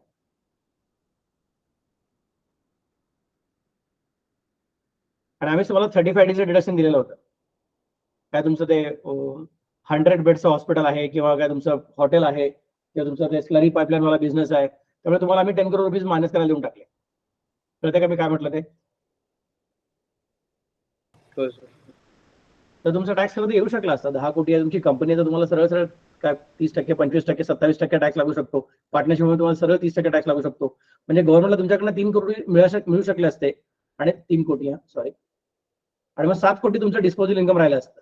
7 crore would have been your disposable income, 3 crore would have been your tax if you would not have been covered under 35AD. कळतंय का? हो सर. तर मग आता एसएससी ला आपण स्वतः सांगितलं की तुला मी डिडक्शन द्यायला तयार आहोत. एसएससी ने डिडक्शन घेतलं, पण आपली गडबड काय झाली, जे आपल्याला 3 कोटी मिळू शकले असते एसएससी कडून मिळणार नाही. सो गव्हर्नमेंटचा कॅश इन्फ्लो कमी झाला. गव्हर्नमेंटचा cash inflow has gone down. The government will find it difficult now to finance its own activities. अभी जिस बिजनेस ने ऐसा पैसा कमाया हुआ है, 10 करोड़ रुपया कमाया, उसने वहां पे एम्प्लॉयमेंट जनरेट किया रहेगा, वो सब अलग बात है, that is a different story. But government को अपना खुद का आर्मी का, अपना नेवी का, अपना एयरफोर्स का, अपना एटम बम का, अपना सीआरपीएफ का, अपना रोड्स डैम ब्रिजेस का, इसका सब कभी खर्चा कलेक्ट करना ही नहीं. तो पैसा कम पड़ सकता है, कैश फ्लो में गड़बड़ आ सकती है, तो गवर्नमेंट को फिर से टेम्पररी पर्पस के लिए क्या करना पड़ेगा, गवर्नमेंट को उसके लिए फिर से लोन लेना पड़ेगा. फिर लोन के ऊपर का इंटरेस्ट गवर्नमेंट को चढ़ेगा, गवर्नमेंट का लोन का इंटरेस्ट चढ़ेगा, मतलब फिर से बस सारे के सारे इकोनॉमी को उसका प्रेशर आना चालू हो जाएगा. That difficulty should not happen. तो गवर्नमेंट बोलता है मेरे कैश इनफ्लो को मुझे मैनेज करने का है. याद रखो, गवर्नमेंट को सिर्फ कैश इनफ्लो को मैनेज करने का है, तुमको टैक्स करने का नहीं है. We have given you the benefit कि आप टैक्स मत भरो, तो हम वो बेनिफिट को हटाने वाले हैं नहीं. आपको हमने खुद ही दिया हुआ बेनिफिट, तो रहने दो. लेकिन सिर्फ ऐसा कर दो कि आपको कभी ना कभी ये डिडक्शन बंद हो जाएंगे. जब ये डिडक्शन बंद हो जाएंगे तभी आपको टैक्स भरना पड़ेगा. तो आप अभी तभी टैक्स भरने वाले हो in future. In future when your deduction will get cancelled. For example उसका 10 डबल का डिडक्शन था. 10 डबल में क्या बोलते हैं, पहला 5 साल, बाद में 5 साल, बाद में 5 साल, मतलब मैक्सिमम 15 साल ही मिलता है. कहते हैं मैं क्या मतलब है. तो एक बार 15 साल खत्म हो जाएगा तो आपका नॉर्मल इनकम कंसिडर करेंगे, उसको हम लोग टैक्स भरने को बोलने वाले हैं. तो 15 साल के बाद में तुम टैक्स भरने वाले हो ना, तो आप ऐसा करो, इस साल में आप हमको टैक्स थोड़ा भर के रखो. उसको हम क्या बोलेंगे, AMT, म्हणजे काय, अल्टरनेट मिनिमम टैक्स. सर लेकिन मेरा तो टैक्स 0 था, मुझे क्यों भरने को बोल रहे हो. मैं बोल रहा हूँ यार मिनिमम टैक्स भरने को बोल रहा हूँ, ज्यादा भरने को नहीं बोल रहा हूँ. मैं पूरा 3 करोड़ भरने को नहीं बोलूंगा, टेंशन मत ले. मैं रेट ऑफ टैक्स अलग लगाऊंगा, इसका नाम AMT रखूंगा. और ये AMT is like your input credit of GST।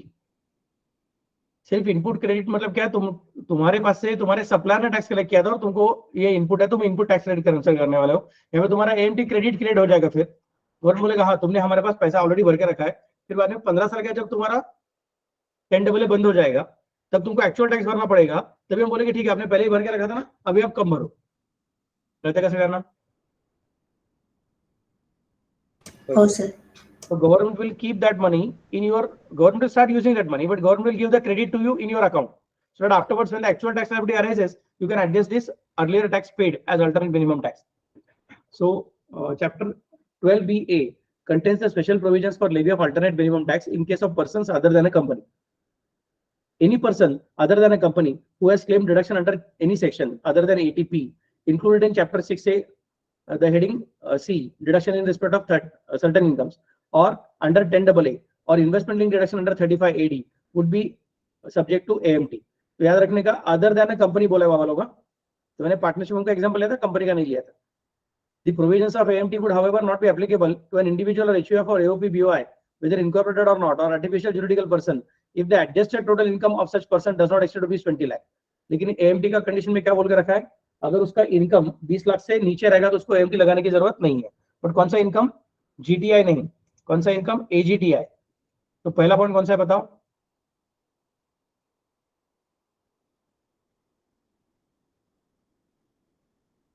SSE deduction मिळतं त्याला।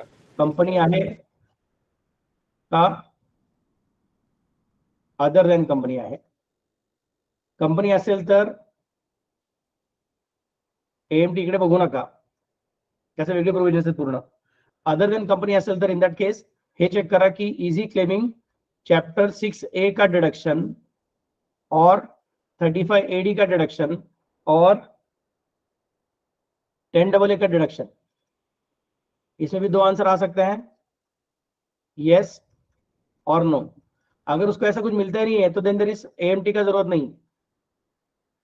अगर वो यस है तो हम बोलेंगे ठीक है, उसका टोटल इनकम कितना है बताओ, सॉरी टोटल इनकम नहीं, एडजस्टेड टोटल इनकम,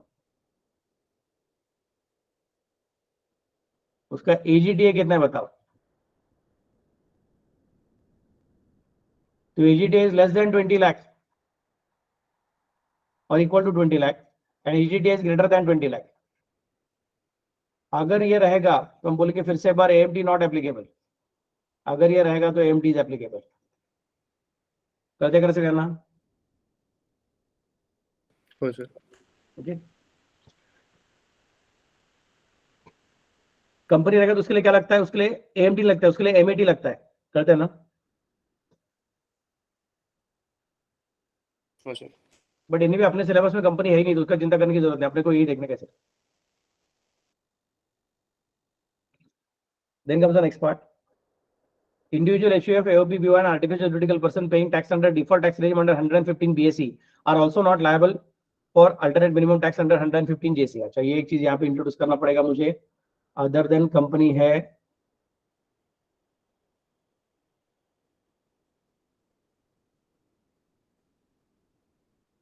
चेंज कर रहा।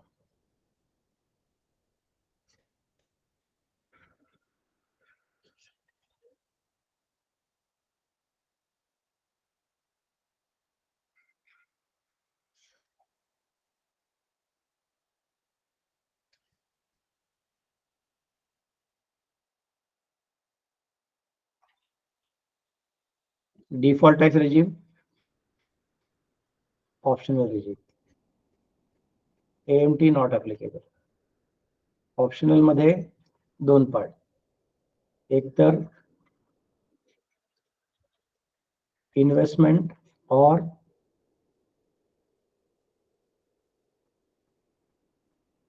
Profit linked deductions are not claimed किंवा they are claimed. If they are not claimed, AMT not applicable. If they are claimed, the next question, उसका AGTI is less than or equal to 20 lakh और AGTI is greater than 20 lakh. यहाँ पे AMT not applicable, यहाँ पे AMT applicable. So what I have done, I have gone from this side and मैं सब left side में क्या consider कर रहा हूँ कि उसको AMT applicable नहीं, सब लेफ्ट साइड में रहा होंगे. This is AMT not applicable, not applicable, not applicable, not applicable. तो सिर्फ राइट साइड में उसको AMT applicable कंसिडर किया है.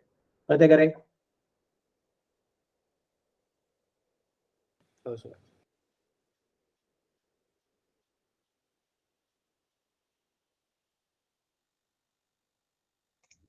स्क्रीनशॉट निकल के लो.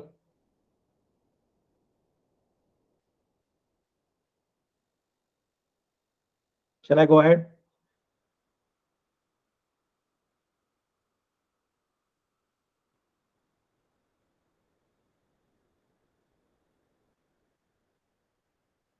कुछ तो बोलो. हाँ सर. Okay.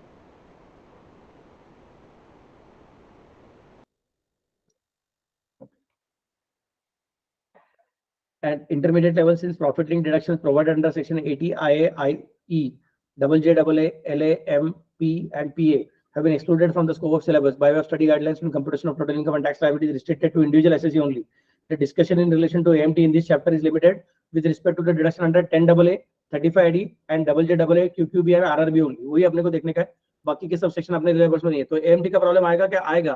बट AMT के प्रॉब्लम में सिर्फ 10AA, 35AD, JJAA, WQBB WQB and RRB, अगर ये सेक्शन रहेंगे एप्लीकेबल एसएससी को तो ही अपने को एमटी को चेक करना पड़ेगा, वरना चेक करने की जरूरत नहीं. मतलब भले मैंने यहाँ पे बोला रहेगा पूरा कि investment and profit link deductions are not allowed और यहाँ पे दे आर अलाउड और दे आर क्लेम, तो इसमें अपने को सारे के सारे डिडक्शन देखने की जरूरत नहीं. अपने को प्रॉब्लम देखने का क्या, उसके अंदर ये सब आता है क्या, 10AA का प्रॉब्लम आ रहा है क्या, तो देखना पड़ेगा एमटी का भी प्रॉब्लम आएगा शायद. अगर 35AD अपना एसएससी क्लेम कर रहा है क्या, तो शायद उसको अपने को एमटी के हिसाब से भी चेक करना पड़ेगा, वरना सादा प्रॉब्लम रहेगा तो वहां पे देखने की जरूरत नहीं. करते करें. Okay. Accordingly where the regular income tax payable by a person, अभी हम लोग एमटी का कैलकुलेशन कैसे करने का बोल रहे हैं. Accordingly where the regular income tax payable by the person for the previous year computed as per the normal provisions of the Income Tax Act of 1961 is less than the AMT payable by for such previous year, then the AGTI shall be deemed to be the total income of the person. Such person shall be liable to pay income tax on the AGTI at the rate of 18.5% plus surcharge if applicable, and HEC म्हणजे Health and Education Cess at the rate of 4%, section 115 JC. तो sir AGTI मतलब क्या है? तो AGTI would mean the total income before giving effect to chapter 12BA as increased by deductions claimed, if any, under 10AA, deductions claimed under 35AD, as reduced by the depreciation allowable under section 32, as if no deduction under 35AD was allowed in respect of the asset for which such deduction is claimed, and deduction under any section included in chapter 6A under the heading C, deduction in respect of certain income. तो अपने को याद रखने का JJAA, QQB and RRB रहेगा. तो मतलब क्या है भी देखो. Let us take an example now. अगर तुमको दिखता है कि अपना एसएससी है और उसको शायद एएमटी लग सकता है, ये मालूम पड़ गया, तो उसका जीटीआई आपने क्या किया रहेगा, पीजीबीपी कैलकुलेट किया रहेगा. पीजीबीपी के अंदर सपोज उसका 35AD वाला डिडक्शन होने की वजह से उसका पीजीबीपी नील दिख रहा है, क्योंकि उसका 35AD का डिडक्शन है, उसने बाकी कुछ उसने बिजनेस किया ही नहीं, एक ही बिजनेस कर रहा है, उसके अंदर उसको 35AD का डिडक्शन मिलता है, तो उसका आंसर नील आ गया. Then comes the next part. अभी अपना हीरो को अगर 35AD नहीं रहता था तो उसका पीजीबीबी का इनकम कितना रहता था, let us say it would have been rupees 20 lakh. Okay. उसका अदर सोर्सेस का इनकम जो है वो है रुपीस 5 लाख. उसका अदर सोर्सेस का इनकम कितना है, 5 लाख रुपया है. ओके. तो अभी बिकॉज अपना hero is playing under the rules of income tax, वो बोल रहा है सर मेरा इनकम कितना, सिर्फ 5 लाख ही है, उसको और मैं टैक्स भरूंगा. अगर सपोज उसको 35AD नहीं मिलता था तो उसका कितना होता था, 25 लाख रुपए इनकम होता था. करते क्या मैं क्या बोलते थे.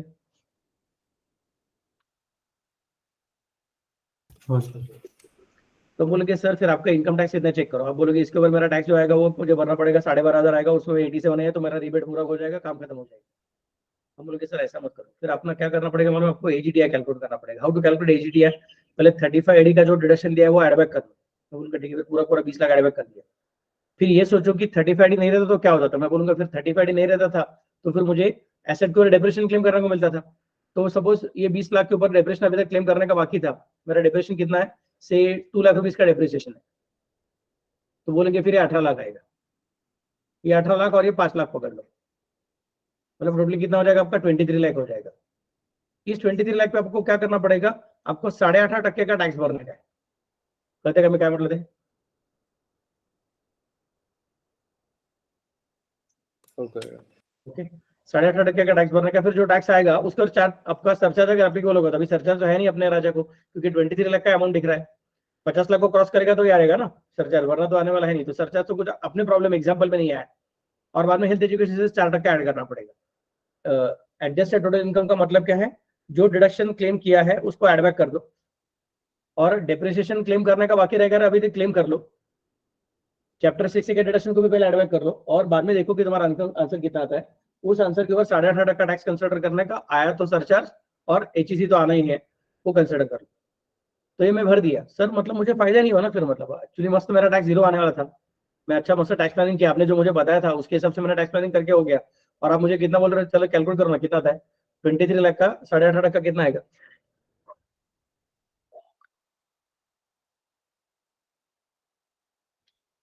$1,95,500.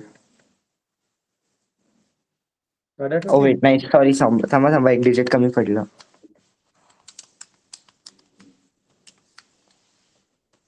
4,25,500. 4,25,500 येणार, आणि त्याच्यावर तुम्हाला 4% हेल्थ एज्युकेशन ऍड होणार, 17,020. तो मतलब तुमको बोलना पड़ेगा, भरना पड़ेगा 4,42,520, कहते का? हो. तो ऐसे ही बोलेगा सर ये तो पागल पर है, मुझे आपने जैसा टैक्स प्लानिंग करने को बोला उसके हिसाब से टैक्स प्लानिंग कर दिया मैंने, और मेरा टैक्स बराबर से 0 आया था मस्त से, और आपने मुझे अभी 4,42,500 भरने को बोल दिया, तो कुछ फायदा नहीं है। गवर्नमेंट बोलेगा नहीं टेंशन मत ले बाबा, तूने जो भरा है उसका हम तुझे क्रेडिट देने वाला है, तो एएमटी जो भरा हुआ है उसका क्रेडिट मिलने वाला है, tax credit for AMT under 115 JD. Tax credit in excess is the excess of AMT paid over the regular income tax payable under the provisions of Income Tax Act of 1961 for the year. Such tax credit shall be carried forward and set off against the income tax payable in the latter year to the extent of excess of regular income tax payable under the normal provisions of the Act over AMT payable in that year. The balance of tax credit differing shall be carried forward to the next year for set off in the year in a similar manner. तो अगले साल carry forward करो, अगले साल के tax के against adjust करो। AMT carried forward, AMT can be carried forward for set off up to maximum period of 15 assessment years, succeeding the assessment year in which the credit becomes allowable. तो ये unlimited period के लिए carry forward करने को नहीं होगा, आपको कभी ना कभी तो टैक्स भरने के हिस्से में आना पड़ेगा, और बाद में आपको क्या बोलते हैं टैक्स भरना, उसका क्रेडिट यूज करना पड़ेगा। ये 15 साल किसके लिए, अपना 10AA के लिए, समझ है ना? हो sir. Yes. Tax credit allowable even if adjusted total income does not exceed 20 lakhs in the year of set off, 115 JEE. In case where the SSE has not claimed any deduction under 10AA or 35AD or deduction under 80JJAA, QQB or RRB in any previous year, and AGT adjusted total income of that year does not exceed rupees 20 lakh, it would still be entitled to set off the brought forward AMT credit of last year. तो sir मेरा अगले साल में income थोड़ा कम हो गया, अगले साल की इनकम कितना 18 लाख, तो मुझे वैसे भी AMT लागू होने वाला था नहीं, तो मेरे 15 साल खत्म हो गया और 16वां साल है, फिर मेरा 14 साल पूरा हो गया, 15 साल मुझे अभी AMT क्रेडिट यूज करना है, बट उस साल मेरा इनकम ही ड्रॉप हो गया। बोलेंगे सर आपको वैसे भी AMT एप्लीकेबल नहीं है, तो AMT का क्रेडिट भी नहीं मिलेगा, बोलते ऐसा नहीं। If in the past AMT was applicable and then I have paid the tax in the past, then that credit is applicable for me for the next years to come. In the next years, whether AMT is applicable to me or not doesn't make any difference. कहते क्या? हो sir. लेकिन अगर ये तुम default tax regime में जाओगे तो झंझट है ही नहीं, तो हमने ऊपर ऑलरेडी बोल के रखा था अपने टेबल में भी, अगर वो डिफॉल्ट टैक्स रेजिम में जाएगा तो उसको एमटी है ही नहीं, तो बाद में उसको एमटी क्रेडिट मिलने वाला है ही नहीं। क्लियर ना? हेलो, हो सर। अभी थोड़ा सा अलग सिचुएशन क्रिएट होता है कि सपोज मैंने एएमटी भर दिया था और बाद में किसी एक साल में जाके मैंने क्या कर दिया, मैं बोला अभी डिफॉल्ट टैक्स रेजिम अच्छा है, मैं डिफॉल्ट में रहना चाहता हूँ। कहते कभी क्या मतलब है?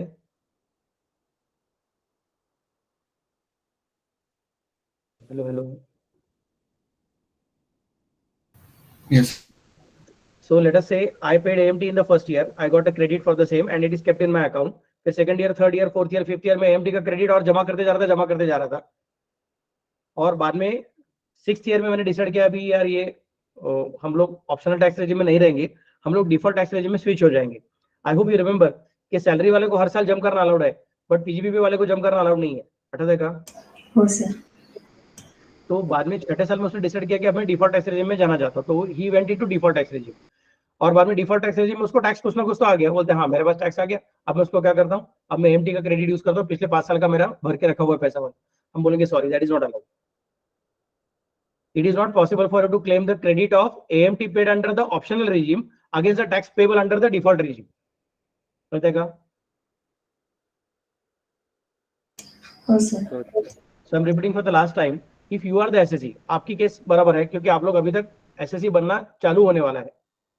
और जैसे आप SSE बनते हो, फर्स्ट ईयर आपका जब इनकम कमाने करेगा, तब से आप बोलोगे मैं डिफॉल्ट टैक्स रेजिम में जाना चाहता हूँ, I don't want to go to optional tax regime.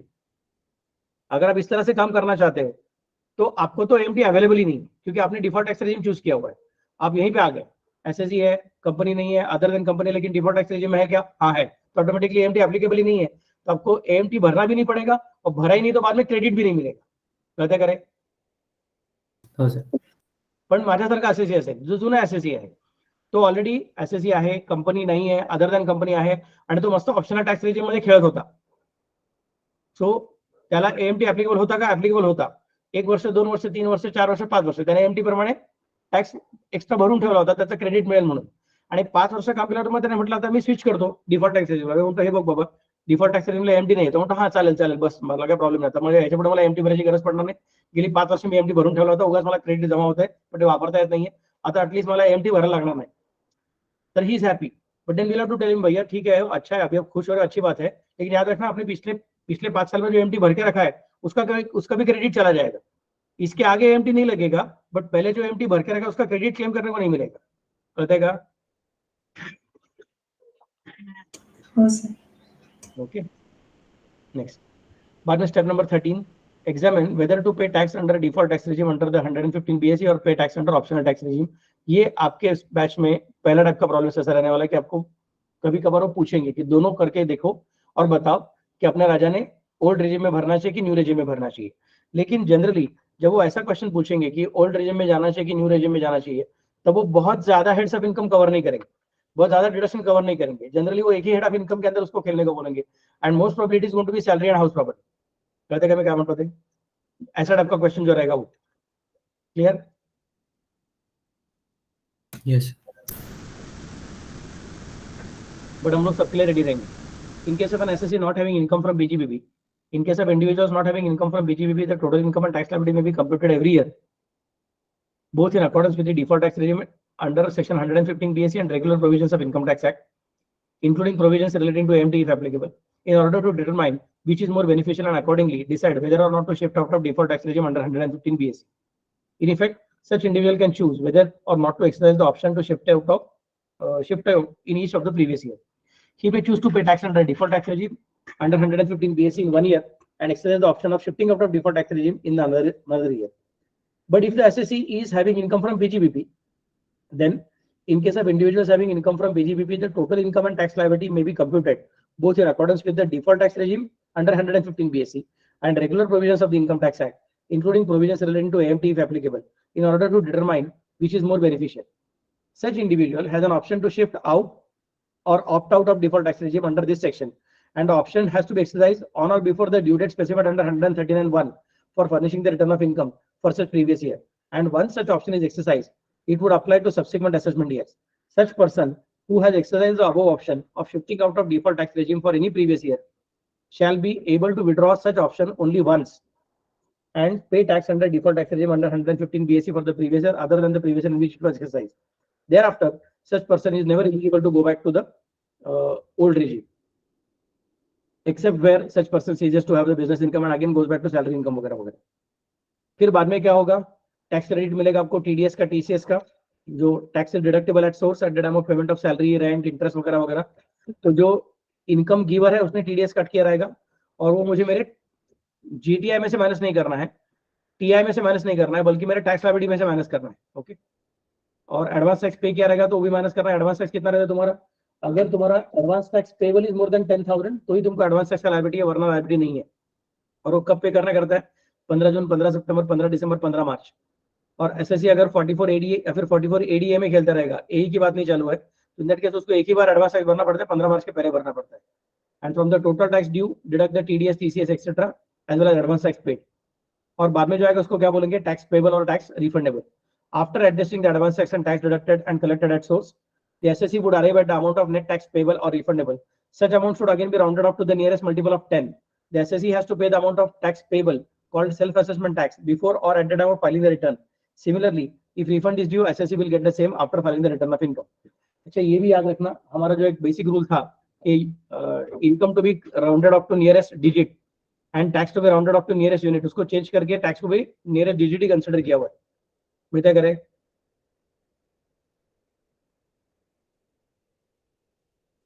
No, sir. हो मतलब अगर टैक्स लायबिलिटी सपोज 2344 रहेगा और मे बी 12,344 रहेगा, तो बोलेंगे सर 12,340 भर दो, फिर कर लेना। हो sir. Okay, so these are the points which I wanted to discuss today. कल हम लोग tax planning in respect of salary का जो थियरी डिस्कशन है, क्योंकि उसके और क्वेश्चंस आने वाले हैं कि उसने क्या करना चाहिए, क्या नहीं करना चाहिए, थियरी में भी आएगा और प्रैक्टिकल में भी क्वेश्चंस आएगा। कल ये क्वेश्चन हम कंसिडर करेंगे सुबह, और कल शायद मैं पहला प्रॉब्लम भी सॉल्व कर सकूंगा। क्लियर? यस, कल पहला प्रॉब्लम हो जाएगा, यस शायद दो प्रॉब्लम हो जाएंगे कल। तो अभी आज क्या करना है बताओ मुझे।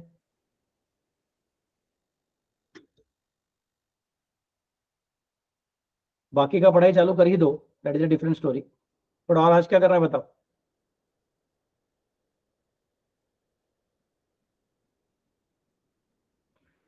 चैप्टर 6 से डिडक्शन है ना आपके, ऐसे क्या करते हो बहुत सारे केएचएस के बच्चे, क्योंकि अभी रेकॉर्डिंग बघायचंय परत। कंप्यूटेशन ऑफ टोटल इनकम के प्रॉब्लम चालू हो जाएंगे, मतलब चैप्टर 6 से डिडक्शन लगेगा, वही पता नहीं रहेगा तो समझेगा नहीं बाद में क्या है क्या नहीं करके, पढ़ो ना। हो सर, आदेश गुप्ता। ओके, चलो ठीक है, कल मिलते हैं सुबह 7 बजे। Yes sir. Bye, sir. ओके, Bye, sir. Bye sir, thank you. Bye.